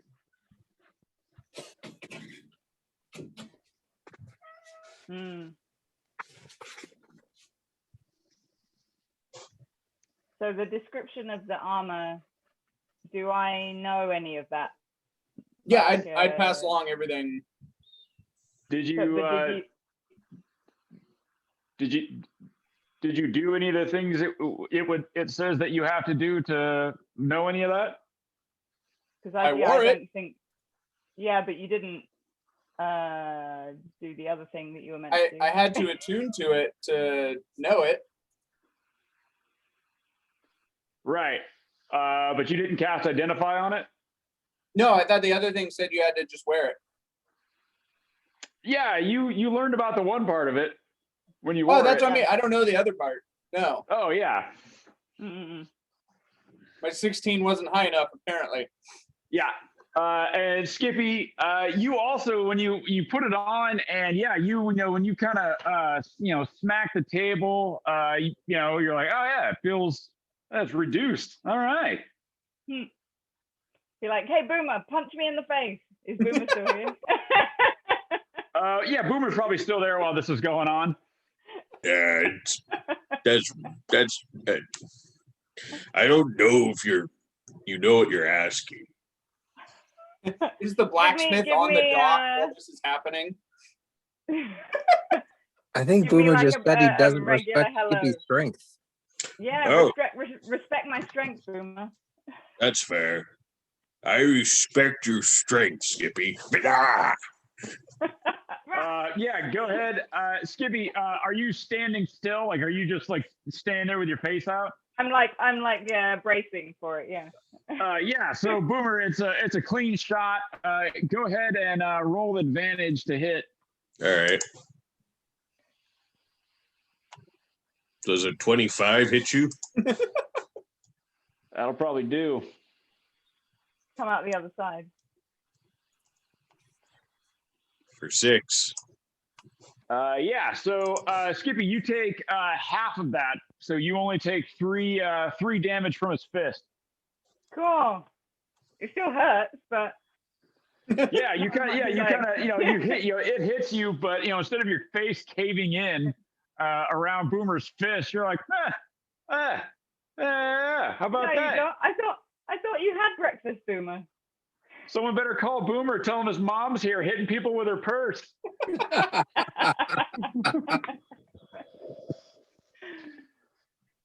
And Uh-oh. see if you take half damage from 2 broken legs. I was about to say, what you don't know is his mom was the 13th level barbarian too. All right. So Skippy and Felix are off to the blacksmith. Oh no, I wanted to Boomer- see Abigail. Oh, that's right. Yeah, you wanted to go see Abigail. Yeah. All right, so Felix, you are off to the Temple of the Blackstaff, or not the Tower of the Blackstaff. Skippy, you are going to the blacksmith. Yeah. Boomer and Nico are going to the art district to see if they can sell some art. And Gaston is at the Temple of Ogma. Yep. Yeah. All right, we're going to start with Gaston. So Gaston, you travel with the ladies to the Temple of Ogma. The entire time, the woman who came to get Rosie is she's talking to you because you're fairly well known in the temple. And so she asks you if some of the stuff that people say is actually true. Have you actually been to multiple planes? Did you really fight a vampire? All the things that she's heard, but she wasn't allowed to attend a lot of your lectures because the good doctor had her working, working very hard. And so she's asking you sort of nonstop, asking you questions about things. Oh, I'm very happily sharing my experience. And Rosie is sitting there, really quietly. She's got a very contemplative look on her face, kind of staring out the window, watching the city go by, but not really seeing anything. Offer her a piece of candy. She thanks you, and she takes it kind of distractedly, sort of unwrapping it and putting it in her mouth without not really paying attention to what she's doing. He is related to Nico. You guys roll through the city. You finally come to the Temple of Ogma. You get out. Rosie is, even though she grew up in the city of Waterdeep, she's never really been to the Temple District of Waterdeep. Never really had a call to go there. And she looks up at the massive structure that is the Temple of Ogma. The huge columns, the steps going up, and she's in awe. She's like, this is where I'll be staying. And she looks down at her clothes, which are a little bit a little ragged. Nico obviously didn't spend any money to buy her anything new. No, you're going to be in the shack over there on the left. And she looks at she goes, oh yeah oh I'm just okay. playing. Now you'll be inside. We got some nice places for you to stay. And she goes, oh Gaston, you're so bad. Okay. And the lady looks at you and she like kind of mouths, not with the mentally ill.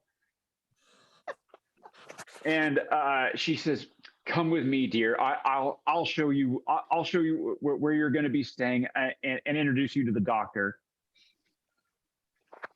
And she cast another dirty look at you, Gaston. Gaston will give her a big wink. Right. Yeah. She kind of turns around and leads Rosie up the stairs and into the temple. She takes her to the back to where you met the doctor before. And I'll follow her in, but as I go in, I'll look at the guard and go, yeah, she digs me. The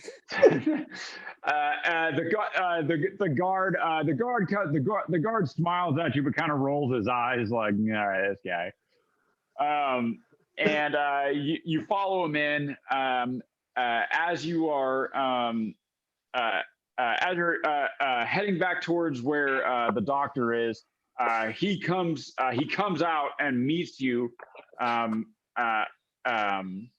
before you actually get back to where his office is. And he says, I've been waiting for you, about time. And he said, he goes, Annabeth, the doctor, not with the mentally ill. The doctor will he will as he's like building up towards like a sort of a lecture at his assistant. He will put his lips together and look at you, and he gives you sort of this look of consternation. He knows you're right, but he doesn't like the fact that you're right. So he's like, of course, Rosalina Casca, I presume. How good to meet you. My name is Dr. Richard Organ. I am very, very pleased to meet you. And I am sure that I can be of great help to you. Please come into my office. And the lady says, doctor, don't you think we should let her get settled first? and she kind of, you know, glances at her clothing and stuff. And for the first time, the guy really like kind of looks at her as a, you know, kind of a person, like kind of takes her in, and he goes, of course, of course. Yes, please take her to the apartments, get her cleaned up, a fresh change of clothing. And she goes, oh, I don't have any money to pay. And she goes, don't worry about it. Think nothing of it. The Temple of Ogma will take care of you. Please, please, take her and get her cleaned up. So he leads her away, and the doctor looks over at you, Gaston, and he says, "What are you doing here?" Oh, I came for some materials to make a circle of protection, to drop off a cursed item, and to identify some other stuff. Oh, and to escort Miss Rosaline here. I wanted to make sure she had one face she recognized and felt comfortable around. I suppose that's good of you. Very Well, well. I do appreciate you very much taking on Miss Rosalina, and should you need my assistance in the future, do not hesitate to ask. He sort of steps back and he looks at you and he goes, well, do you mean that? Yes. Well, I can't imagine what someone like myself would need your help with, but should I ever need that help, I will call on you. Hey, if you ever need ideas for the bedroom, I got books. I know this great shop that sells this great. Oh, speaking of which, I got to hit up the lady later and hit on her. And she, he sort of gives you a withering glance, and he says, "Yes, well, thank you again." And he will sort of turn on his heel and go back into his office and sort of close the door more or less in your face. Look at the scribe nearby and says, "Yeah, he digs me." And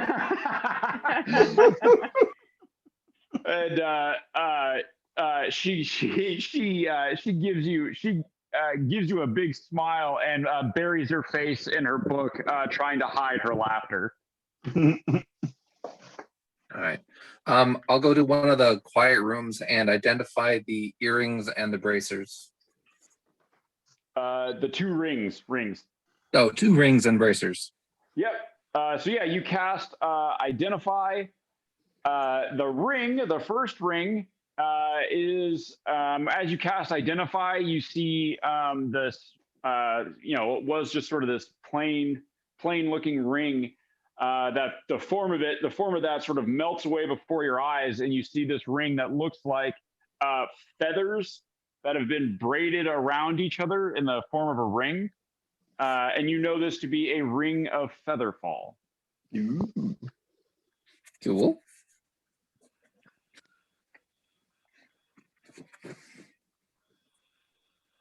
The next ring.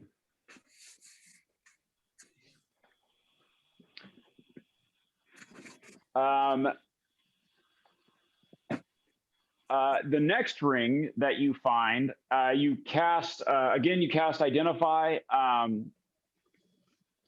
and you see the ring. These runes flare to life on the ring as you cast it, and this ring is worn on 2 fingers at the same time, sort of like small brass knuckles type of thing. And you know this to be a ring of spell storing.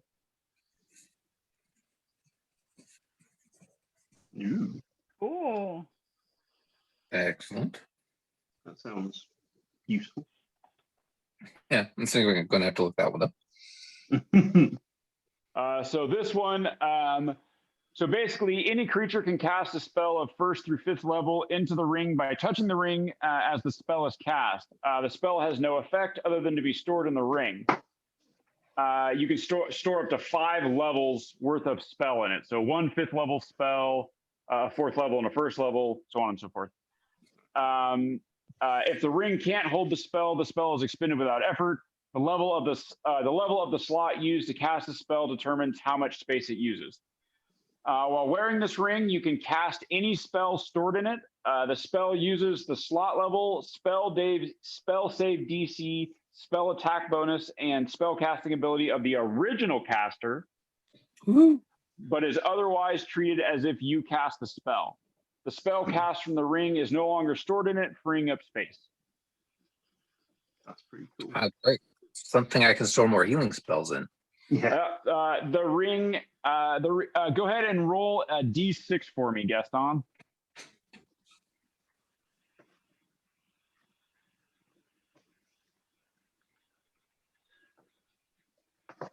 That would be a 6. So the ring currently has. Let me see here. It has a spell stored in it. Fireball. Oh no! Son of a. Touch of death. Oh. Let's see. It will have.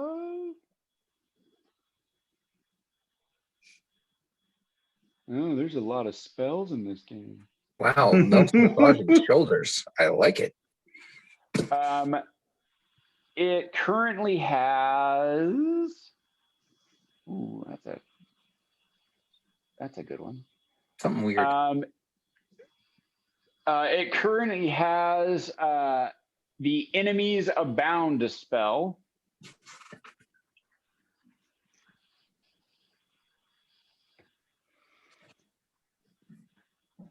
And let's see. It has the Enemies Abound and Bark Skin stored in it. Okay, I'll look those up later to find out what they do. Cool.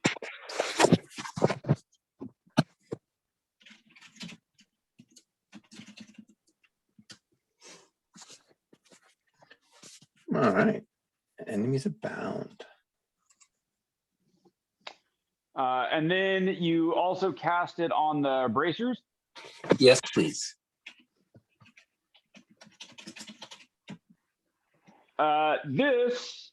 These turn out to be bracers of archery.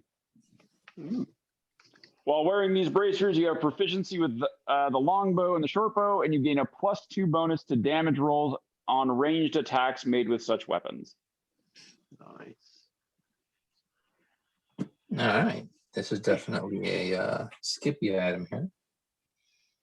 Yeah. That means I have to wear pants. Why you gotta wear Why do you have pants? to wear pants? The bracers, they're for your arms. A bracer's not like, oh, they're on your arms. I thought they were like on your thighs. I mean, Cool. I guess you can wear them there if you want. Those are greaves. Knowing like they probably would fit Skippy better there. These are the assless chaps of archery. I'm not sure why.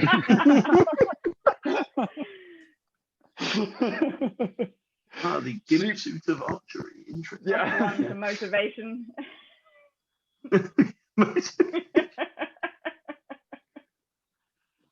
Very specific request.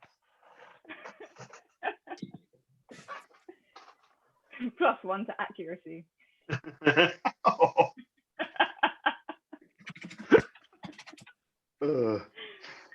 Yeah. So those. Yeah. So you identify the 3 items and are, I don't know, pleased, I guess. Yeah, absolutely. Oh, I'm going to also identify the gem. Oh, so you cast Identify on the gem. It is the lodestone. LODE or LOAD? LOADSTONE. It's a clever play on words, you see. Casting Identify spell reveals the stone's true nature. If you use the dash or disengage action while the stone is on your person, its curse activates. Until the curse is broken with remove curse or similar magic, your speed is reduced by 5 feet and your maximum load and maximum lift capacities are halved. Ooh, You cool. also become unwilling to part with the stone. See, it's a really great thing to happen when your character's only ability to survive in combat when surrounded by 12 enemies is to run away and hide. Gaston is going to go ahead and write up the information about the stone and take it to the magical item research division and hand it over. So they look at it and they thank you. This woman comes out and she has sort of this this wild kind of gray hair. And she comes out of the magical, the magical research division, which there's always like super funky smells coming out of there. There's like, clouds like billowing out, these, weird colored clouds coming out of there. You hear, bangs and explosions and things. She comes out. You notice that one of her eyes is crystalline. Like looks like it's been turned into an emerald. So there's sort of this green crystalline eye. 3 of the fingers on her left hand are orange, like bright orange. And the skin on that arm, the skin on her left arm, changes. It goes from skin to what looks like stone, like kind of like living stone almost, on her arm. And she moves that arm a little bit stiffly. And she says, yes. What is it? Some friends of mine found this lodestone. I just identified it. Here's the information I found out about it, and I thought you guys would enjoy researching it. Put it with the other 12. Got it. She says you almost never can get these because once someone is cursed with it, they never want to let it go. How did you? Well, never mind. I won't ask you your means of acquiring it. But of course, she says this will be very valuable. We will study. Of course, we will study the curse on this. We have ideas for how to apply such a curse in positive ways, but the magic is so difficult to store. Thank you so much. Good luck. And she goes, yes. And she takes the thing from you, gives you a quick nod. And then turns and heads back into the laboratory. And as she turns around, when she turns, there's an image of her that's left behind that gives you the same nod, and then turns and then catches back up with her. Cool.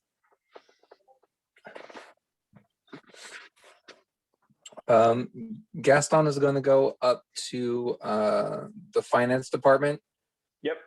And drop off 200 gold and donate it to the psychological well-beings department. Mm-hmm. For the care and keeping of Miss Rosie. Of course they tell you it's absolutely unnecessary, but they thank you for your generous donation. They tell you, how this, your contribution will further the cause of research and study in the areas of psychological trauma and mental manipulation and curse damage. And you do, however, get a free mug that says Temple of Ogma on it. Psychological care and mental manipulation department. I'm so adding that like a brain here real quick. I get a mug. I have to imagine it's like one of those like crappy corporate free samples, which is like misprinted slightly for some reason, or like, Like you know, a bit like feud type. Yeah. Thing. It's like like yeah, the it's handle, like the handle's mounted like upside down, so it's just really uncomfortable when you like pick it up. it's like yeah, it's like the PBS, you know, like the pledge drive, you know, and yeah, you know, yeah, you get the mug and a matching tote bag. Nice. Swag bags. All right.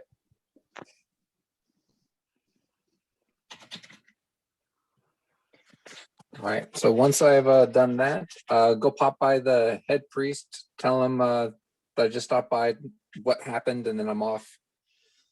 I'm gonna go and hit on the lady at the sex shop. Okay. All right. Yeah. So he when he sees you, when he sees you, he of course is happy to see you. He asks you. He's all, I suppose you can't be staying long. Okay. Well, good luck to you then. You know, and you definitely get the sense. You know, you definitely get the sense that he's a little nervous to have you to have you in the temple. Oh, so it's not like, oh, I'm sorry, you can't stay long. It's you can't stay long. I'm sorry. Yeah. Yeah. Oh, you were Yeah, just one of those. leaving.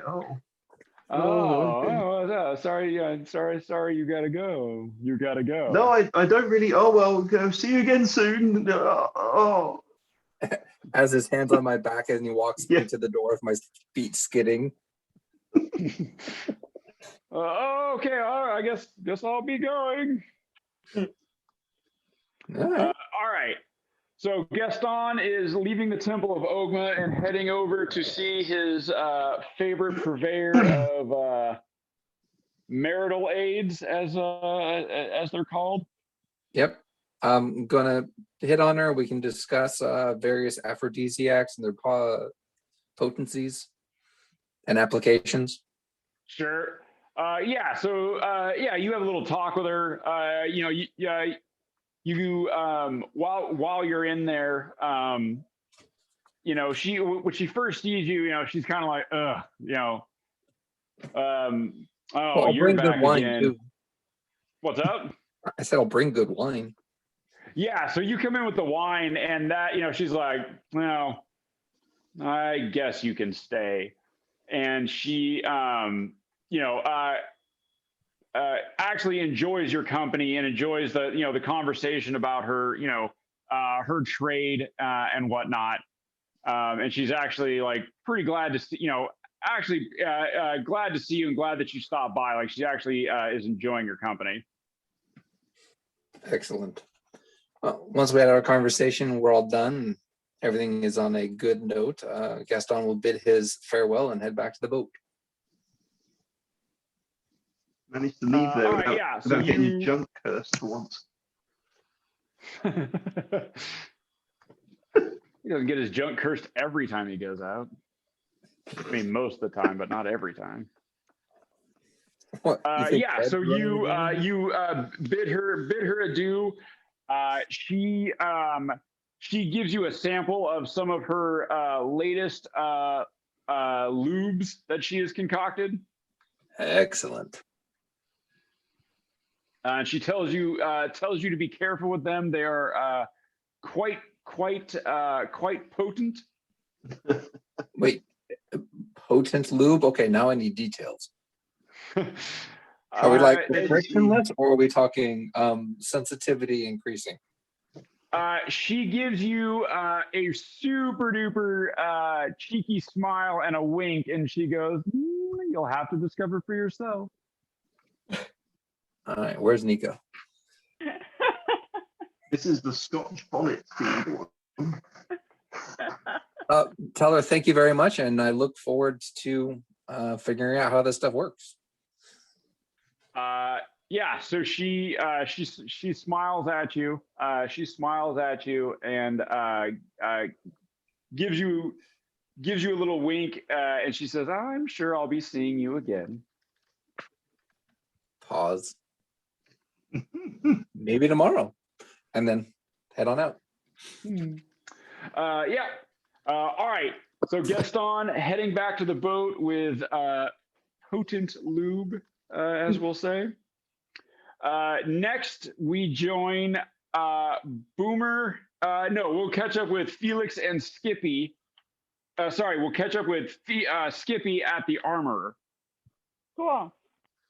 Yeah, so I'll head on over and go in and admire the well, hopefully if the Skippy Muriel is still on display. Oh yeah, still on display in full effect. So I'll stand in front, like strike the same pose as I like ring the bell for the blacksmith, like with the cloak of billowing. Right. Yeah. So he comes to the door. He comes to the door and he goes, Skippy. And he gives you a critical sort of, a critical once over, looks you up and down and he says, "You're not still hanging around with that other dwarf, are you? Have you?" Everything's fine. Everything's fine. We're good friends. And he looks at you and he says, Of course. And he pats you on the shoulder, gives you this sort of consoling pat on the shoulder with his calloused hand. And he says, please come in. You of course are welcome here. I have a few things to show you. First, we had a bit of an accident with this breastplate. I had a bit of a problem with some acid. Was this an accident? Were you doing work in your lab, Skippy? Is this something that happened with your? This wasn't his doing, was it? No. It was all in the heat of battle. And nothing to do with Boomer. Well, for But once. He was For there. once, I'm glad. Maybe he did hit me at least once by accident. Of course, I don't know. For once, I'm glad to hear that he wasn't the cause of your misfortune. Please, hand me the breastplate. Let me see. Hand it over. Yeah. Oh yes. I think I can repair this. It will cost a bit of money to repair. Okay. Sure. So it probably 30 gold to repair. I see you're wearing. I see you're wearing some other armor. Yeah, I wanted you to take a look at this as well. But before I forget, this acid damaged breastplate, is it possible for you to engrave like an eye on the front before? Oh, of course I can. That would be great. I'm not sure exactly what kind of eye. It's for a friend of mine. I think you can. What do you think? Maybe. Do you have this artist that drew this great picture of me? Maybe we can ask him for his opinion on like a.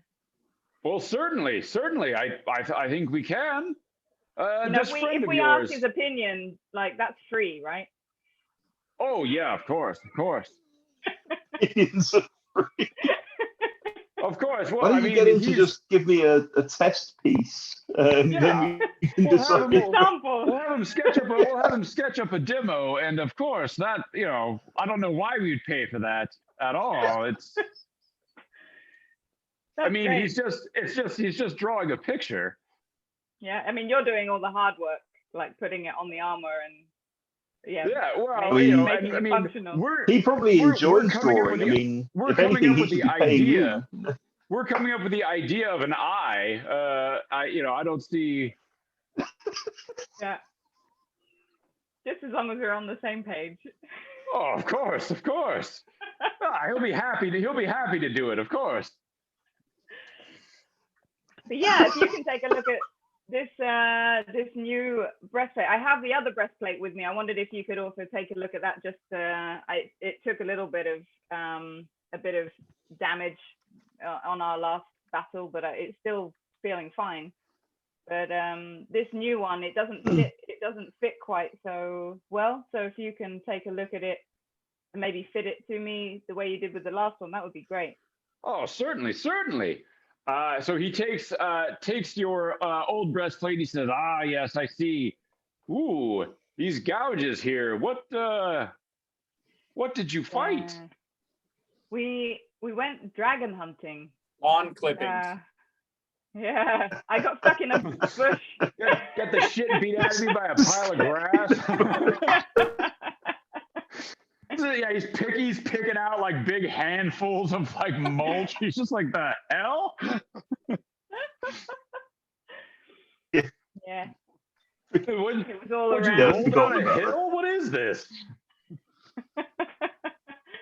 As you wish. So yeah, he takes the old breastplate and he cleans it up, kind of polishes it, picks all the grass and clippings and stuff out of it, hammers out some of the dents, and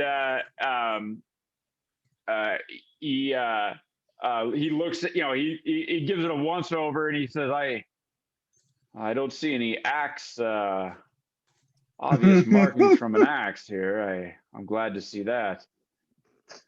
Well, that's something at least. Good. Right. So the one that was damaged by acid, that will take me a few days to fix. Maybe 2 days from now, you come by. Yeah. And let me see this new one you're wearing here. Ooh. Oh, it feels kind of tingly. Yes, he says, "Oh, this is an old mage." He says, I can see here. It has some runes of power here. Yes, this. I'm not sure what it does. I'm not much with the arcane myself, but this is very well made armor." And he kind of gives it a rap with his knuckles, and he says, "Yes, very well made. Let me adjust the straps for you." And he kind of, pulls and tugs and gives it a couple of adjustments. He says, "There you are." That feels much better. Now you will never be able to take it off. Bye. And he says, "This is well made." He says, I hate to see you wearing someone else's work, but I can't blame you. This is very well made." Well, fancy that you should say that. I during our last battle, I managed to get some dragon scales from unfortunately the dragon. It just got away, but we almost had it. But during the battle, we managed to get some of these scales, and I wondered if you could make this new piece of armor more yours by incorporating some of these dragon scales into it. And he takes his dragon scales.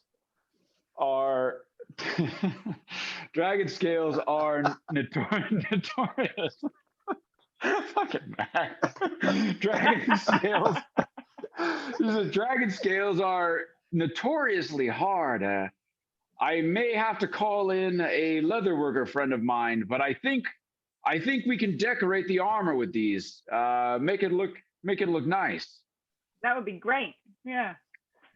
I'm happy for you to call in whichever experts you think that you need. I'm very happy to pay. Oh, of course. Well, I mean, obviously not for the design of the eye. I mean, you're talking experts here. People Yeah, people with a marketable skill. Absolutely, like they got a certificate or something. Yeah, exactly. Something, a way, a tangible way that they can contribute to society. Of course. Hey, another thing that was we kind of noticed is like when I was wearing this armor, I asked my friend Boomer to punch me in the face just to see. And it he looks at you and he says, "No matter what he says, you weren't asking for it. It's not your fault, Skippy. I knew that monster." Well, I You know did what? ask because you see, when you're wearing it, it doesn't hurt as much. It doesn't matter what you were wearing. You're allowed to wear whatever you want, Skippy. You weren't asking for it. It's not your fault. I guess maybe it was. I must have just provoked him. Social No. justice and dragons. No, if only he had learned self-control and maybe even, well, he probably has some self-esteem issues and he lashes out at those around him. But Skippy, you can't fix him and it's not your fault. Not my fault. I did ask for it. Anyway. No, Skippy, you didn't. You didn't ask for it. But That was- And it's, ask for it. That was his.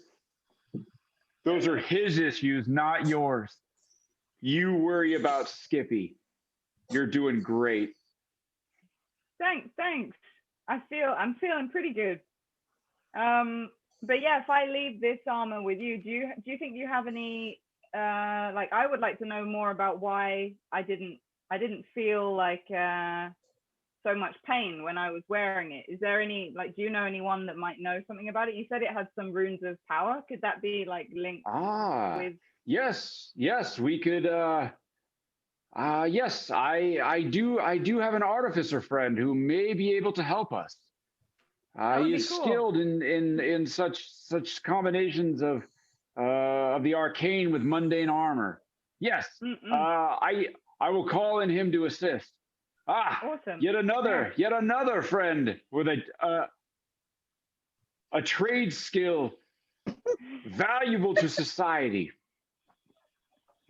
with a tangible benefit to those around them. I will call him in and assess the armor. Of course, we will have to pay some fee for him for his time and effort. For those That's are fine. worth something.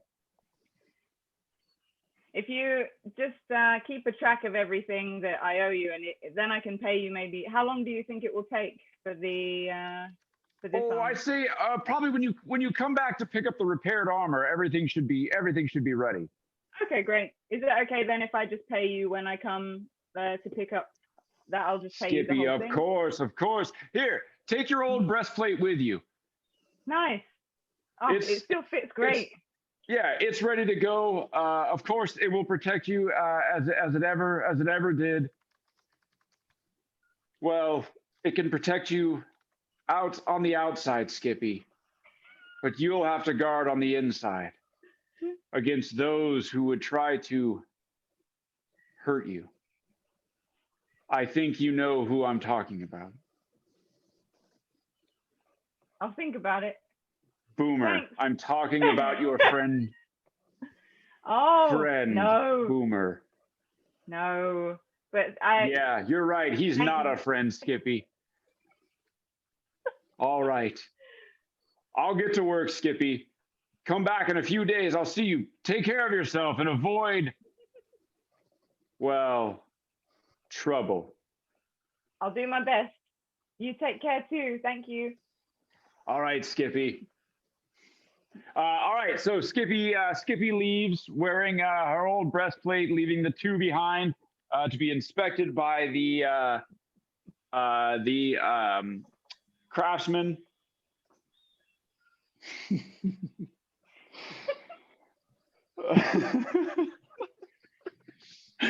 All right. Next we will catch up with Felix. Yay! Felix, you are at the Tower of the Blackstaff. You approach the Tower of the Blackstaff. Of course, it's much larger on the inside than it is on the outside. You walk in and you see Abigail is behind the desk in her usual place. She has her nose in a book, and she is looks like she's studying something very intently. She doesn't notice when you come in. I'll mage hand and kind of tap her on the opposite side. And she turns around and looks, and she goes, "What?" And she kind of looks at her, and then she looks up at you. She goes, "Oh, Felix. Good afternoon." I'm so glad to see you.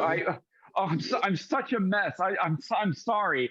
And she kind of looks down. She tries to like kind of straighten her hair. She's got like ink smudged on her nose a little bit. Is now a good time?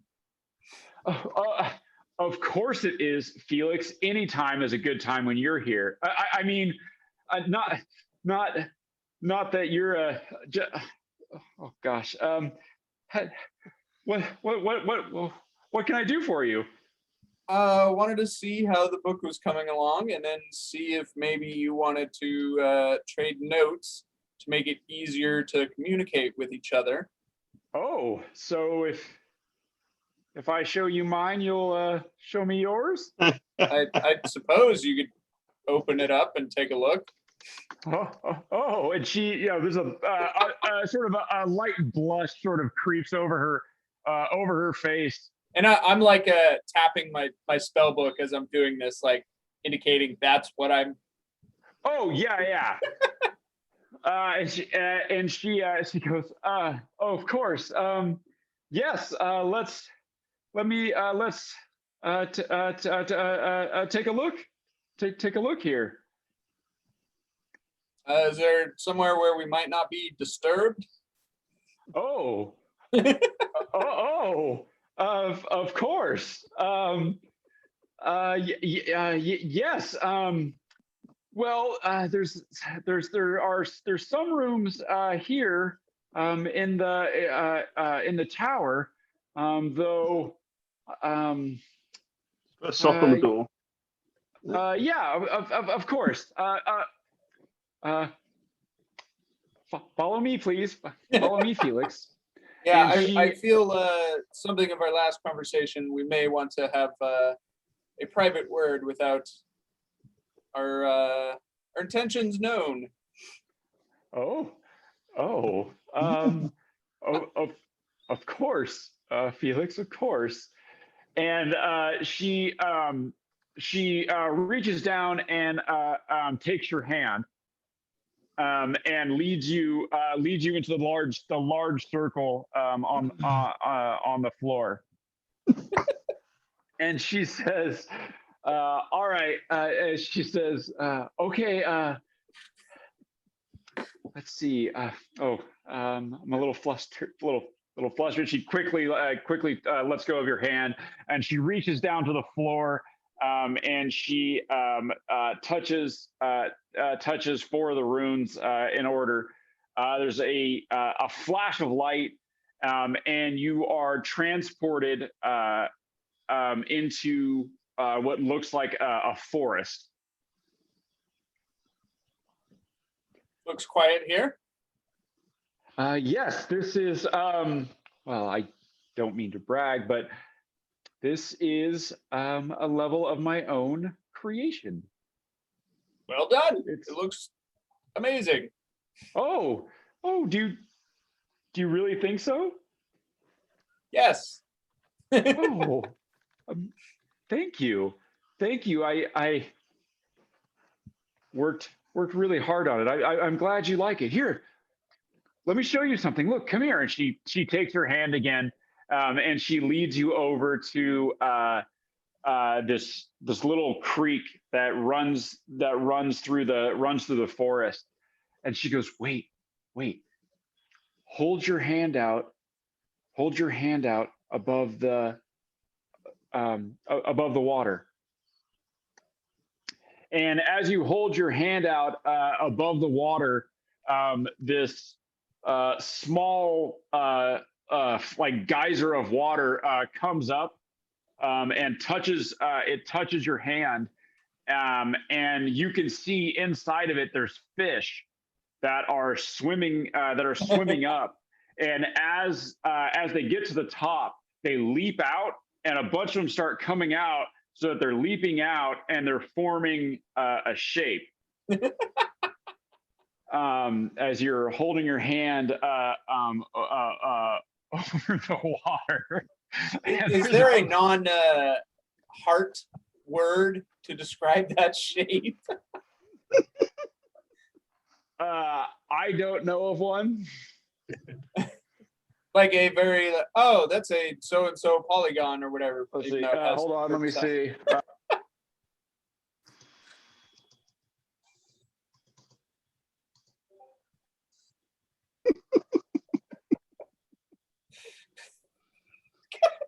Here you go. You guys are brutal. God, we should show our chat in these videos. Oh my god. Let's see. Very symmetrical shape there, Abigail. Cordiform. Yeah, I'll say that word. What a perfectly symmetrical cordiform or whatever. Oh, And she looks down and she goes, yeah, thank you. Thanks, Felix. Thanks. So sorry, I kind of forgot what were we doing again? Couple things to mull over. Just wanted to see on how acquiring the book went or is going.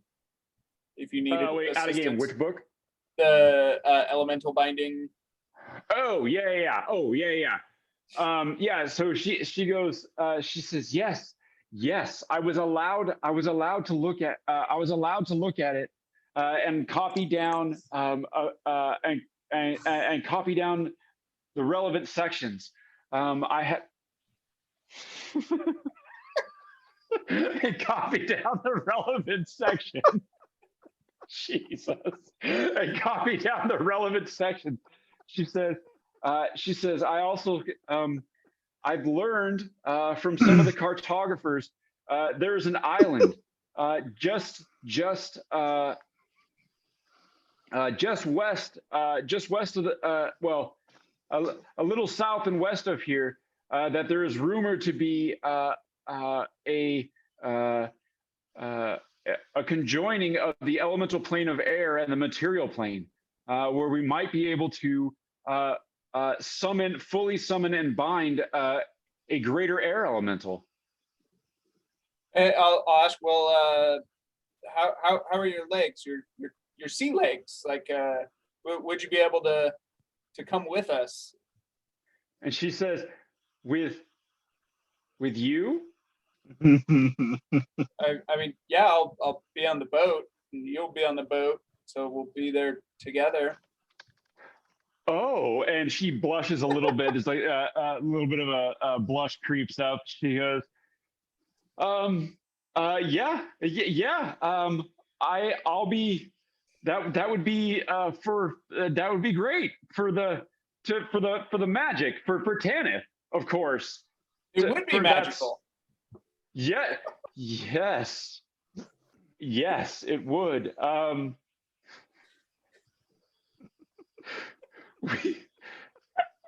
would love to go with you to the island to bound the spirit. That would be great. Yeah, I think that'd be very helpful if you would come with us. And do you think do you need to give your employer here a request for time off, or are you allowed to leave at will? Oh no, of course. I already told them that we would be going into the field to study some magic and to have a chance to interact with Tanith and document what happens. They were very happy for me, and of course they gave me permission to go and even provisions for my trip and for the summoning. Great. I think the probably 2 days we'll be ready to leave. We have a few things to tie up here, and I don't know if you've been tied up here or not, but I'm not. I'm not. I'm not. I'm not tied. I'm not tied down at all. If you wanted to tie me up on the trip, not tie me, to occupy me is what I meant. Felix, to occupy my time. Yes, It's spanking. as we are. Okay. And then you sent a message to the boat a few days ago, or weeks, however long it's been. I feel that might be handy if we could communicate over long distances. Oh, That might be yes. beneficial. So maybe if Of you cour- could show me how to do that, I might show you something that I can do. Oh, well, You certainly, enlarge Fel. certainly. She says, well, to send a message like that, it requires a bonding between two people to have it go both ways. Would You'd like to have it would you both be ways? would you be interested in that sort of a thing?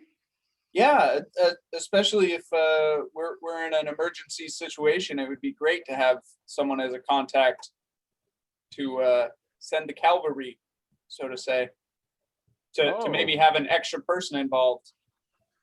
Right, you want someone to ride in to save you, to help save Sure. us. Yeah, of course. And she says, yeah, let me well, here, I'll show you. And she holds out her hands. Just take my hands. God, you guys.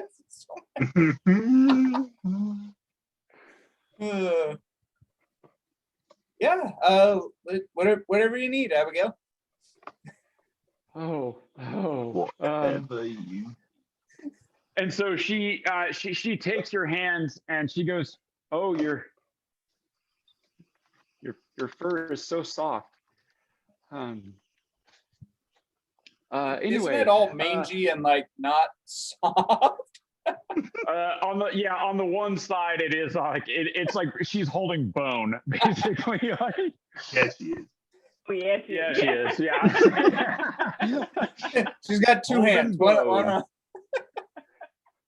So she's holding your hands and she says, "Look into my eyes." Oh yeah, you look into her eyes, and she says, "A little closer." So yeah, you lean in, you step in close, and she goes, "Now for the bond to work, we have to become very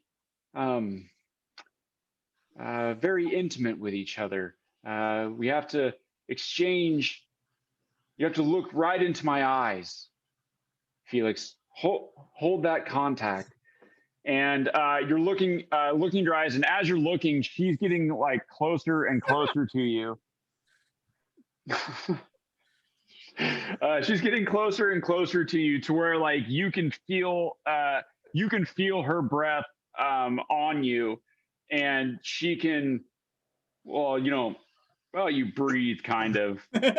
She can feel the fetid air being pumped out of your desiccated lungs.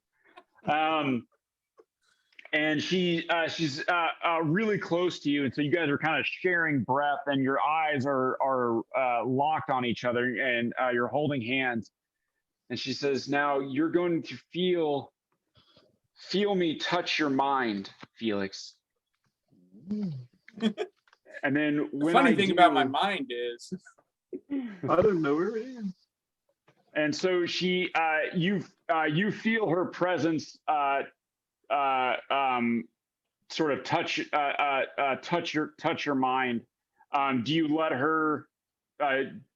So I mean, you could roll to save if you want, or No, are I'll you willingly fail. Yeah. So you can now you sort of hear her in your mind. She says, "Now, Felix, I'm going to guide you back inside me." Felix doesn't laugh, but Ryan is laughing. Are you ready, Felix? Yes. Why wouldn't I be? And so you can feel her spirit sort of guiding your spirit back into her, so that you can now you're now sort of touching her mind. And she says, "Oh, I didn't realize you were so big. It's sort of hard to contain your power, Felix. Oh." And so she goes, "Oh, but there's something." And then at this point, you hear, "Oh my, Felix, No. Poor Abigail. brought me such a magnificent gift. How very kind of you, Felix." And you can hear Abigail inside your head. There's this sort of, you hear this. It sounds very distant. It's very distant, but you can hear her this sort of scream. Can I try and break our bond? What's up? Can I try and break the bond between Abigail and I? Yeah. Go ahead and give me a wisdom saving throw. Oh, come on. 14. I don't think that's going to be enough to stop a god. Yeah, that's not quite. Yeah, so you attempt to pull back. You attempt to break the connection. And you can see through your physical eyes. You can see that her face is sort of locked in this rictus scream. Her mouth is open in horror, and her eyes have gone very wide, and you can tell she's no longer seeing you, although her eyes are still locked onto yours. And you hear a very familiar voice say, Felix, you are truly one of my best tools. And he reaches through into Abigail, and you can see frost begin to form. Frost begin to form across her face and in her hair, and you can feel that there is this dark stain sort of spreading through her body and her soul. And then he says, "I'll go ahead and let that mature." Can I counterspell that? I mean, it's not really a spell that he's doing. That'd be bad. And he goes, he says, "We'll let that mature for now." Oh, well done, Felix. Well done. Still only counts as one. Yeah, go ahead and count that as one of the magical souls that was owed.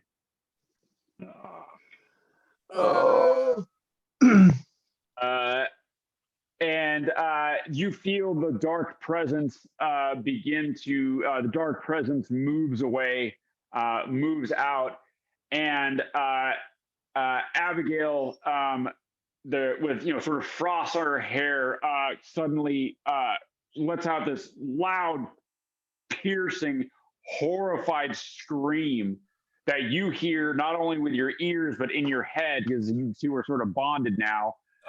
And then she collapses and is unconscious on the forest floor. So, if mechanically, if I kill her and then resurrect her, does her soul go back into her body? Yeah. No. And you actually wouldn't be able to resurrect her. Okay. Because the soul might be willing, but it's trapped. The soul is willing but unable. It is unable to return to its body. If I bring out one of the shadows, do I get to pick which soul is the shadow as it comes out? Mm-mm. Oh. This is not good. Oh, Abigail. She didn't even get us to make the boat fly Second yet. base? I know. Sorry, man. All right. We all liked Abigail. Medicine check. That was just a go cute ahead, little side story. Yeah. Like, Yeah, but I this like is the doing good the guy. down. Oh, no, Right, Felix so- doesn't know human anatomy. Not super good. What's your roll? A 5. Whoa. Yeah, you kind of go down and you're like, I don't. Fireball. Her lack of whiskers is disturbing. I don't know, man. All right, so then I'll go the magic way and cure wounds. Yep. A 7. Yeah. So you reached. You reach down. And your healing isn't necessarily.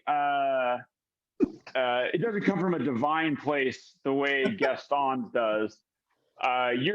So Gaston, if you imagine, so Gaston is on the ground side of a grave, pulling someone out of it.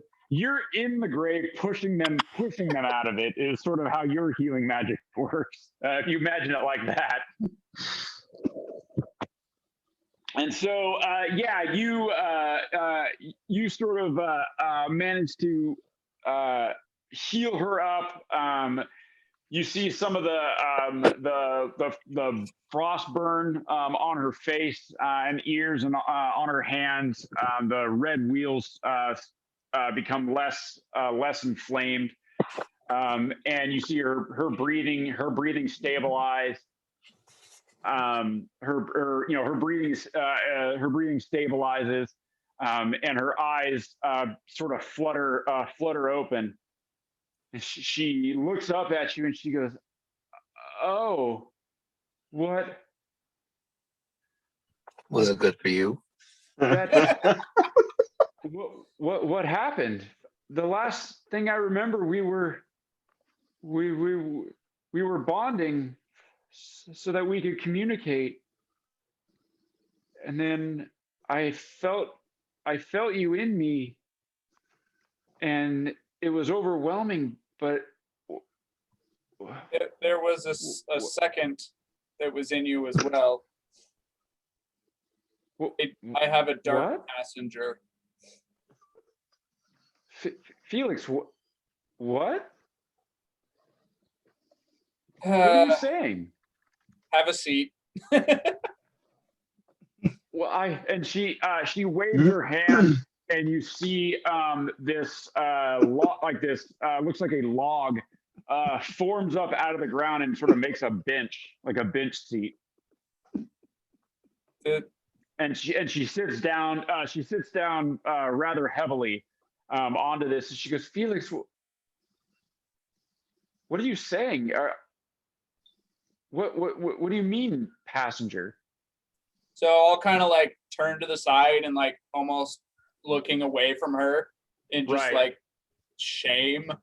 Yeah. And then I'll give her the rundown of what happened in Barovia. And Right. here. Sure you want to do that?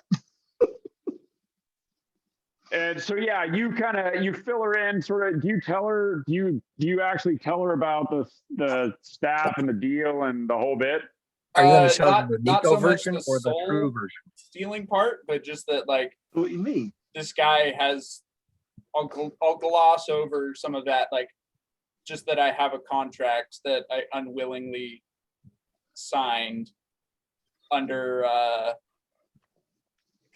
under pressure. Under pressure. And so she goes, as you're telling her this story and some of the parts you're coming to, you see her her eyes begin to tear up, and she takes your hands and she says, "Oh, Felix, I'm so sorry. I'm so sorry. This." Not as sorry as I am getting you involved now. And she goes, "Well, I don't remember what happened. I mean, I must have just passed out from the pressure. Nothing happened, right? I'm okay." No, I'm afraid that the devil has taken a part of your soul.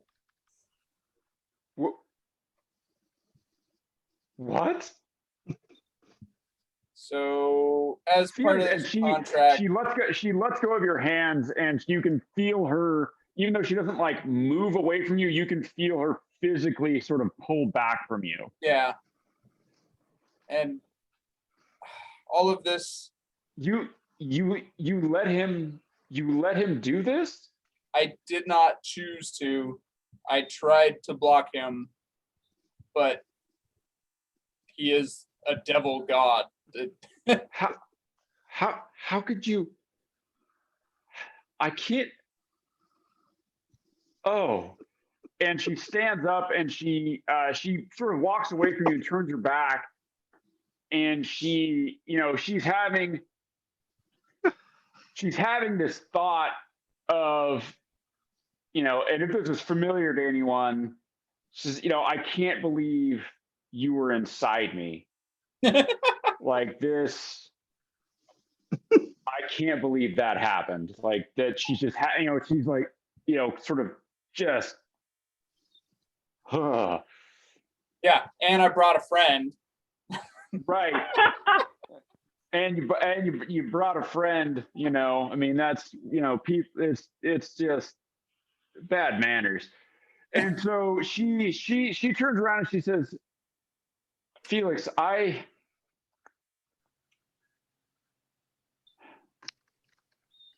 have some things to think about. As you should.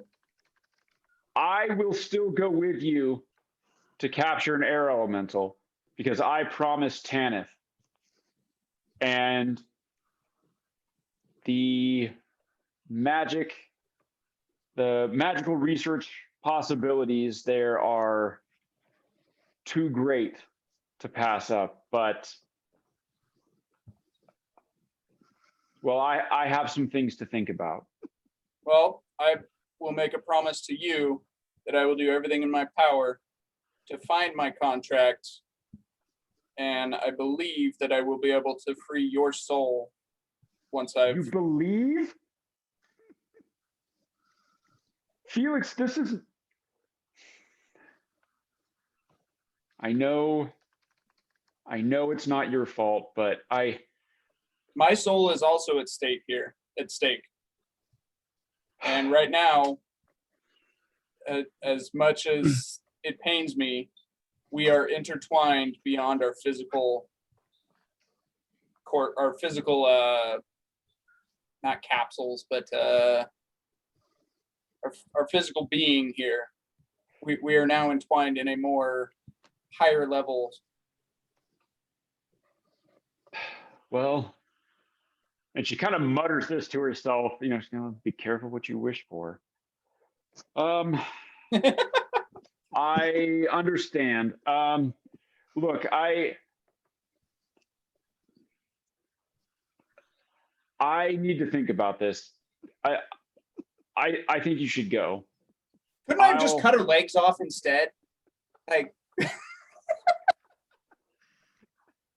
I I feel like that'd be a lot easier to get over. And Not without legs, it was. Yeah, no. yeah, it's pretty tough to get over stuff without legs.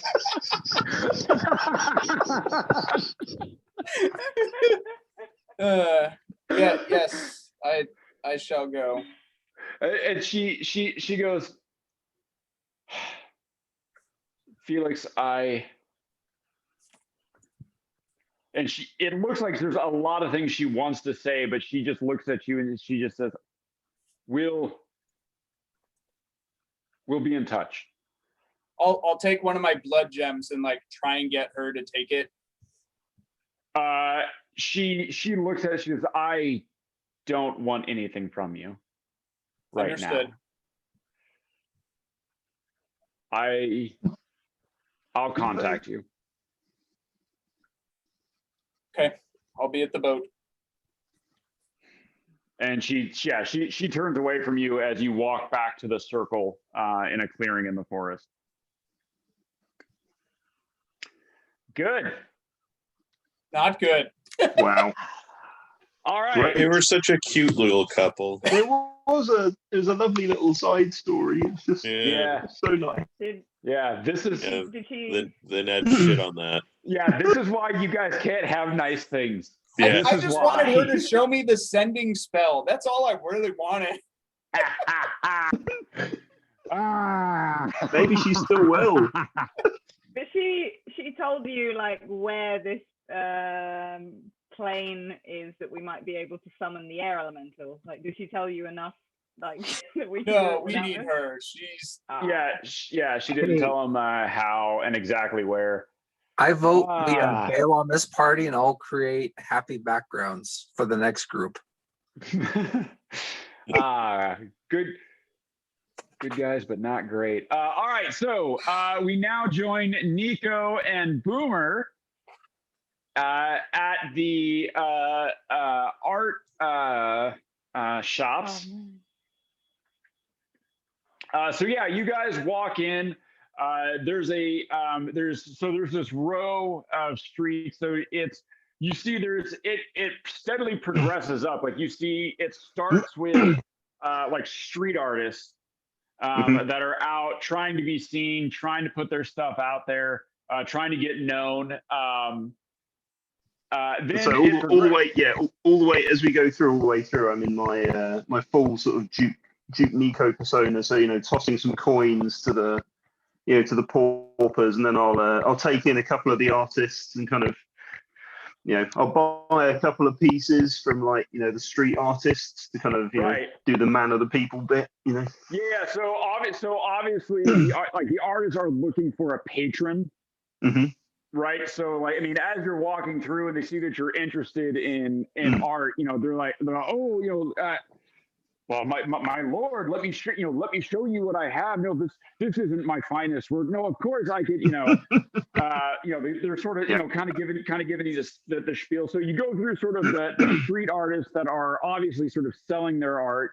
And then you move towards the artists that are, it's sort of in this area. They're on the street, kind of, they're painting and painting, but there's more and sculpting. But there's more of a sort of a laboratory kind of environment. Like these are the artists that aren't interested in selling their art. They're interested in creating art and furthering things, and they're trying new things. And they're talking to each other. And experimental artists. Yeah, they're really sort of like you see paintings and they're trying different techniques and different things and different themes, and they don't really pay attention to anyone walking past. Anyone that walks up and attempts to buy their art is immediately chased away indignantly, like, how dare you? Like, that's not why we're doing. Does it It's not does it why we're look doing like this. It's, does it look What's like they're popular with people sort of in the area? oh yeah, like they have people like these are your super hip artists, like, because they're too cool for the room, and they are doing art that is very progressive and very sort of cutting edge. Everyone would like to buy their art to own it, but of course, but these artists, some of them are putting on sort of an affectation, like they like the attention and stuff, but the majority of them are artists. Like they really truly are, like, their souls are devoted to this. Some of them are like bards. Some of them probably have their some of them may be like religious, devoted to gods of art, and so but so you sort of pass through that where there, this furthering of the field is happening, and then as I'm talking, so I'd like to sort of talk to them. I think I'd like to sort of get their attention and sort of see. So you say they're kind of people who are looking for someone.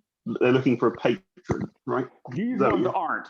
The first group these that ones you aren't. passed These are looking right. for a patron. Right. These guys do not care. Okay. All right. Yeah. So I'll kind of stop and sort of admire a couple of the sort of more experimental pieces, and maybe make a couple of kind of vague, generic, arty sounding comments about them. Like, oh yes, I can see you're capturing the pain of the modern man, like, or something.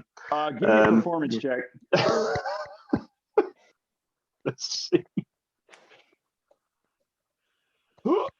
That is a 24. Ooh, 24. Woo! Yeah, pretty good, man. So you sound very, you manage to say the right things. You kind of pick up on what other people are saying, and you kind of, it's like watching The Big Lebowski, where the dude just hears stuff and just sort of repeats it. Like, you kind of take it, put it into a slightly different form, and then just say it again. And you don't get any, obviously, like, everybody there is too cool to like notice or acknowledge that you've said something, but you see there are nods, when you say something, and then other people come to look and see what, to try to see if they can see what you've seen in a particular piece of art. Yeah. Okay, and then I'll move on to the next area. Yeah, and then the next area. So then you move up, and now you're seeing like you're seeing shops that are selling art, but these are like the sort of the mass reproductions. Like, these are the things that the common type folk would buy to put in their home. Like, this is the kind of stuff you see, like, kind of in the mall and whatnot. Where you would see people coming to buy art, to put in their home, but it's not what the art community would consider high art. Are there any pictures of like mountains or anything, like landscapes of mountains? Oh yeah. There's happy little trees. You're seeing some of the stuff looks like it's like a little bit fae-y, like a little enchanted type of stuff. I'll buy one that looks. I'll try and find one that looks like just kind of a generic mountain scene, and buy it for Boomer. Yeah. So there's one. There's a shop. There's a shop called Thomas Been Paid, and there's like scenes, like a landscape scenery that has been painted apparently by this artist. That would not consider necessarily high art, but it's probably more expensive than it should be, but people buy it, and it's you pick out sort of this mountain landscape. How much is it? So for this, because it's it's in this shop, and it's this sort of like trendy type of art, it actually costs something. So yeah, you're looking at 15 gold. Okay, I'll give him 20 gold. I'll say, here for your trouble, Boomer, a little something to remind you of the mountains that we left behind when you joined me on that quest so long ago. I'll give him the mountain picture. This Just is a little. this is really nice. This is kind of almost a dwarven Rockwell kind of thing. Yeah. Yeah. I saw this and thought of you, Boomer. Well, thank you. Yeah. Appreciate it. Yeah. The young guy behind the counter, takes your money, and he says, "Oh, an excellent piece. Truly an outstanding item to add to one's collection." Indeed. Well, keep up the good work, my good man. Good day. He, nods to you and waves you out of the shop. Yeah. So you continue up the street. Now you're coming to the galleries, right? So not necessarily shops, but these are actual galleries where artists that are some are alive, most aren't. But these are artists that are well known, that people that have been sort of discovered and are well known, and in the art community, their work is highly sought after and hangs in these galleries. So these are curated galleries that actually, some of them are invitation only. Others are, do have limited hours that are open to the public. When we were going through, so these people are like sort of self-sufficient now. They're not looking for patrons and so on. The artists that are in here, most of them have a patron or are wealthy in their own right. Yeah, so in the previous bit where we were talking to like the mountain painting was like actually decent quality, was it? Presumably. Oh yeah. It's decent. It's decent quality. It's definitely it's definitely, the work is definitely derivative. Like it's one of these things where you go, oh, it's nice. It's serviceable. It does the job. Like it looks like a mountain painting. But those in the art community would look at that and just kind of go, nah. That's was there anyone, people? So as we were walking through, was there anyone that looked like they were actually like good at doing like portrait type paintings in that district? In like where the shops were, or where the street artists were? Where the shops were. Yeah, definitely. There were definitely shops that you could go in, and there was one called Glamour Portraits. Mm-hmm. And you could go in and they would paint you looking, even if you weren't wearing like fancy clothes, they had some stuff that you could like borrow and put on, and paint like a nice portrait of you and whatnot. Mm-hmm. Yeah. So I'll go in and say, I see fantastic shop you have here. Is business good? And the woman that's in there will say, "Oh yes, your lord. He of course, business is always good." I'm looking to commission a portrait of myself. Do you think this would be something you would be interested in? Not something you would knock up for a passerby, but something a bit grander. Something I could display in my residence. Yes. Yeah. Oh. Of course, your lordship. Of course. I could paint you in a heroic battle scene, or perhaps with the love of your life in your arms. Or I'm thinking. I'm a well-known man of the people, so I think something like a heroic stance, leading a crowd of people to freedom and touched prosperity. by the rays of God from on high, Yes. illuminating your noble visage. Sounds perfect. Ah, I think of I course. think you know exactly what I'm after. Of course, your lordship, of course. Would your servant here, would your man be willing to possibly fetch refreshment for you? If you would like to paint it now, if you'd like to pose. I'll be about to say yes, but and then I'll remember. I'll be like, now you listen here. This is no manservant. This I'm noble. sorry, your lady in waiting. The beard threw me off. I didn't mean to offend. I hear the dwarves may be a little hard to tell the difference sometimes. I apologize, madam. This is the Mountain King, Boomer Windbreaker. You will show him due respect if you expect to gain a commission from me. She blanches a little and she says, "Oh, I'm sorry. You're," and she gives this like awkward kind of curtsy. Your Majesty, yeah. I did not realize. I thought since you were carrying and dressed so well, I beg your forgiveness. I beg your forgiveness, my lord. Do you forgive her, Boomer?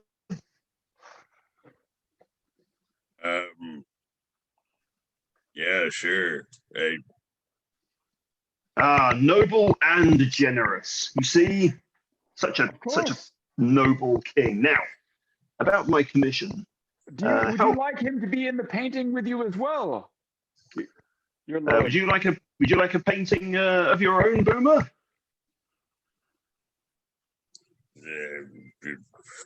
Sure, it's not gonna take my soul or anything, is it?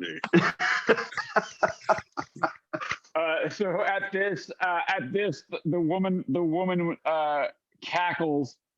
She says, "Oh, sire, you do have a way with words. No, of course, I wouldn't take your soul. Of course." I think perhaps a portrait each, one as I described, and then one perhaps you could paint. I would like to roll insight. That he has here. Yeah, go ahead. Roll insight the portrait.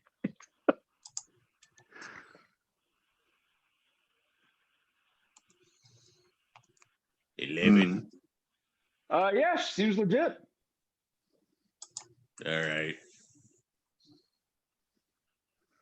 Your painting won't steal my soul. Yes, I think a portrait each. One as I described, as we discussed, and then perhaps maybe Boomer. Maybe you'd like something like the painting I got you, but featuring you, maybe in a mighty battle.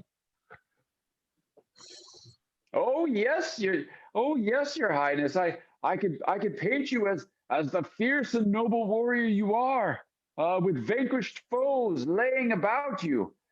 Heaped about him. Heaped. Of course. I imagine you have vanquished many foes, felled many a warrior. That should be captured, immortalized. Excellent. I would like to commission both of these. Of course. How big are the how tall are the rooms on Tanith? Will this be as good as yeah?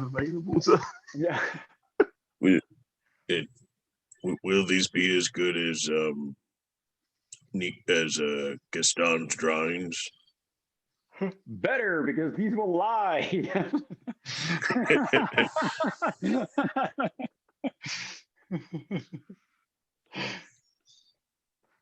Pesky Gaston always drawing the truth. Always drawing so accurately. Yeah. On Tanith, most of the corridor, you mean, because it's a boat. Most of the corridors are, they're about head high. Yeah. There is obviously the cargo hold where you could put stuff down in there. Mm-hmm. But if you wanted to display it, yeah, it'd be about, I'm thinking a life-size portrait would be perfect. yes, Your Majesty, of course. And for you, sir, sire, would you also like something life-sized, something grand to capture the battle?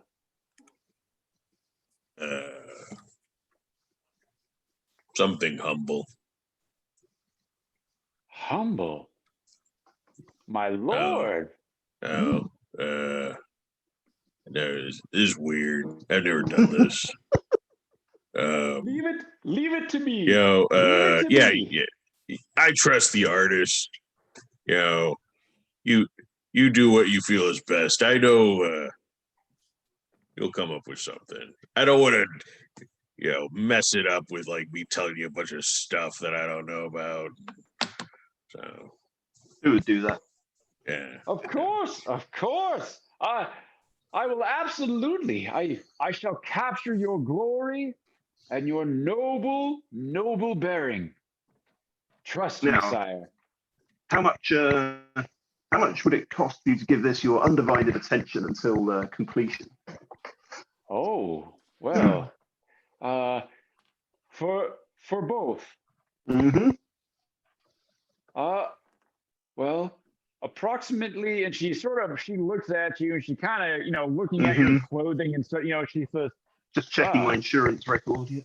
right, yeah, she kind of, and you can tell, like, this lady, like, she looks at you, and you can tell, like, she can judge your worth, like, to the copper. Like, she's, she's giving you the once over, and she says, well, for my undivided attention, my lord, and to give it the proper attention that it is due, to make it as regal and noble as possible, to immortalize your glory, sir, would be no less than 275 gold.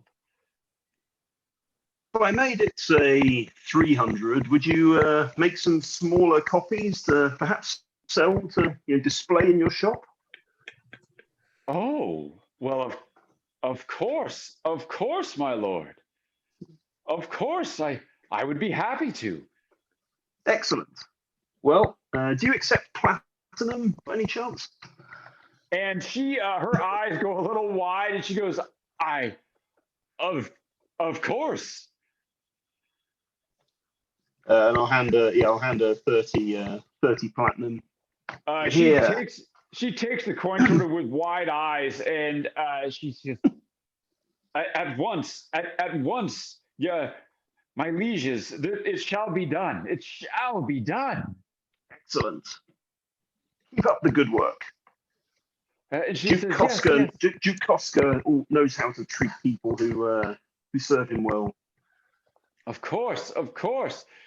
She says, if you wouldn't mind, I need to make a quick sketch. Certainly. She says, if you could stand just there. She kind of poses you a little bit. Go and give me a perception check. Both of us? Not yet for you. Not yet. Oh, okay. So according to the thing, I critted it. 21. Nice. Yeah. So you notice while she's kind of adjusting you, that you feel like this, like, very, very small, very slight poke. While she's kind of moving you into position. So when I feel the poke, I'll just quickly grab her hand where she pokes me. Yeah, my lord, I'm just putting you into the proper position. Honesty now. And you see her blanch, and she looks around nervously, and she says, Sir, I'll be out of business, sir. Please keep. Can you please keep Martha's secret, please?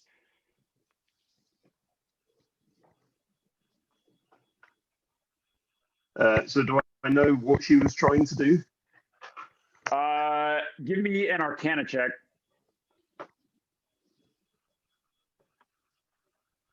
Go. Oh, that's 19. So you do Somehow. know that blood. You don't know exactly what for, but you do know that blood can be used for certain things. So you can guess that the poke that she did, she got some of your blood. Say, you're aware that assaulting a noble in Waterdeep carries certain penalties. Of course, if you were to tell me exactly what you're doing with my blood. Not assault, sir. Sir, it's. And she looks, she says, I have no skill with the brush, my lord. I am not an artist, but I do have a little magic in me, sir. She says, and she kind of lowers her voice. She's looking around and she goes over to her. She says, my lord, may I? And she points like the window, the shutters on the window and the door. So I'll keep hold of her. I'll say, Boomer, would you mind closing the shutters and the door, please? Mm-hmm. Not showing anyone the door. No, not this time. Just closing gently. I see this geriatric lady, and I know how we do. Yeah. Oh, show her the door. Yeah. Done this one before. Show Yeah, the door. I'll shut everything. Yeah. And she says, sir, I use a bit of the blood to make the picture, and it comes out absolutely perfect.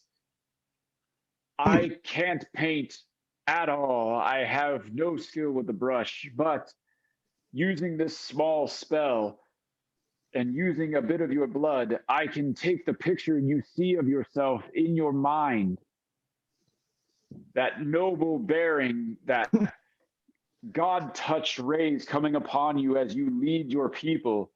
I can put that on canvas perfectly and exactly as you want to see it. An impressive skill. Your sleight of hand could use a little work, I think. I'm not as nimble, but she's kind of looks down at her, she's kind of, arthritic and bony, she's an older lady. She's like, my dexterity isn't what it was. Still, I I'm sure I apologize, could. my lord. I'll sort of look around and say, it's all right. We're not. None of us were born completely pure. Maybe I can give you a few pointers. Well, sir, that would be too kind of you. So yeah, can I attempt to improve her ability to? Yeah. Give me a perform sleight of hand. Yeah, give me a sleight of hand check. So is this blood like the your world equivalent to digital art? Yeah. Fuck you, Ryan.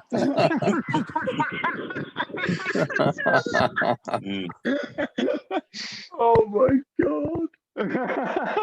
Amazing. That would be a 29. Yeah, you managed. Like, you show her. You're like, look, you're all. Here's how, if you want to, clandestinely stab someone with a poison needle, and she's all, not poison, my lord. She's all, you're all, right. But, Sure. with a small needle. Yeah, you're all, tomato here. And you sort of, show her kind of how it's done, and she practices with you for a little bit, and so she looks over at you, Boomer, and she says, may I practice the skill I've learned, sire? I promise you it won't hurt. I don't think it's capable for you to hurt the mighty warrior, Boomer. Yeah, sure. And take a crack at it. And so, oh yeah, so I rolled an 18. So yeah, so she rolls through Nico's tutelage. She manages to improve her skills greatly. And you can feel her hands on you moving, but you don't really feel the small poke of the needle as she samples a little bit of your blood. And she says, Sir, I can reduce my costs, sir. You've shown me a great skill. No, I think you can keep it, but one day I may ask you for a small favor. Of course. Consider me a vassal of House Koska. Indeed. Boomer, I think this shop could use opening up, don't you? Steadily. You want me to open the doors now? Just gently open. Yeah, I can do that. Yeah, dude, I was like, oh god, you're gonna blow the fucking front of this shop off. Yeah. Here it comes. Well, open it up. Open it up. Yeah. You beat one old blind man to death at the door, then all of a sudden, like, you can't open doors. Yeah, it's just move that bus. There's just the front of this lady's shop just completely wrecked. Boomer standing there with his axe. Oh, he's got a lot more light. I thought it was Open plan. locked. Yeah. Aren't all closed doors locked? I just used my key. It's got a little That's pole funny. sign on it. I don't understand. Yeah. All right, so we'll stop there for the night. Yeah. You guys, excellent work.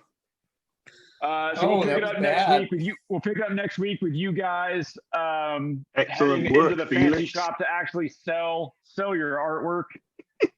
So next week, will Nico and Boomer be able to sell their ill-gotten art treasures, those they looted from the dead? Will poor Abigail ever be able to trust Felix again?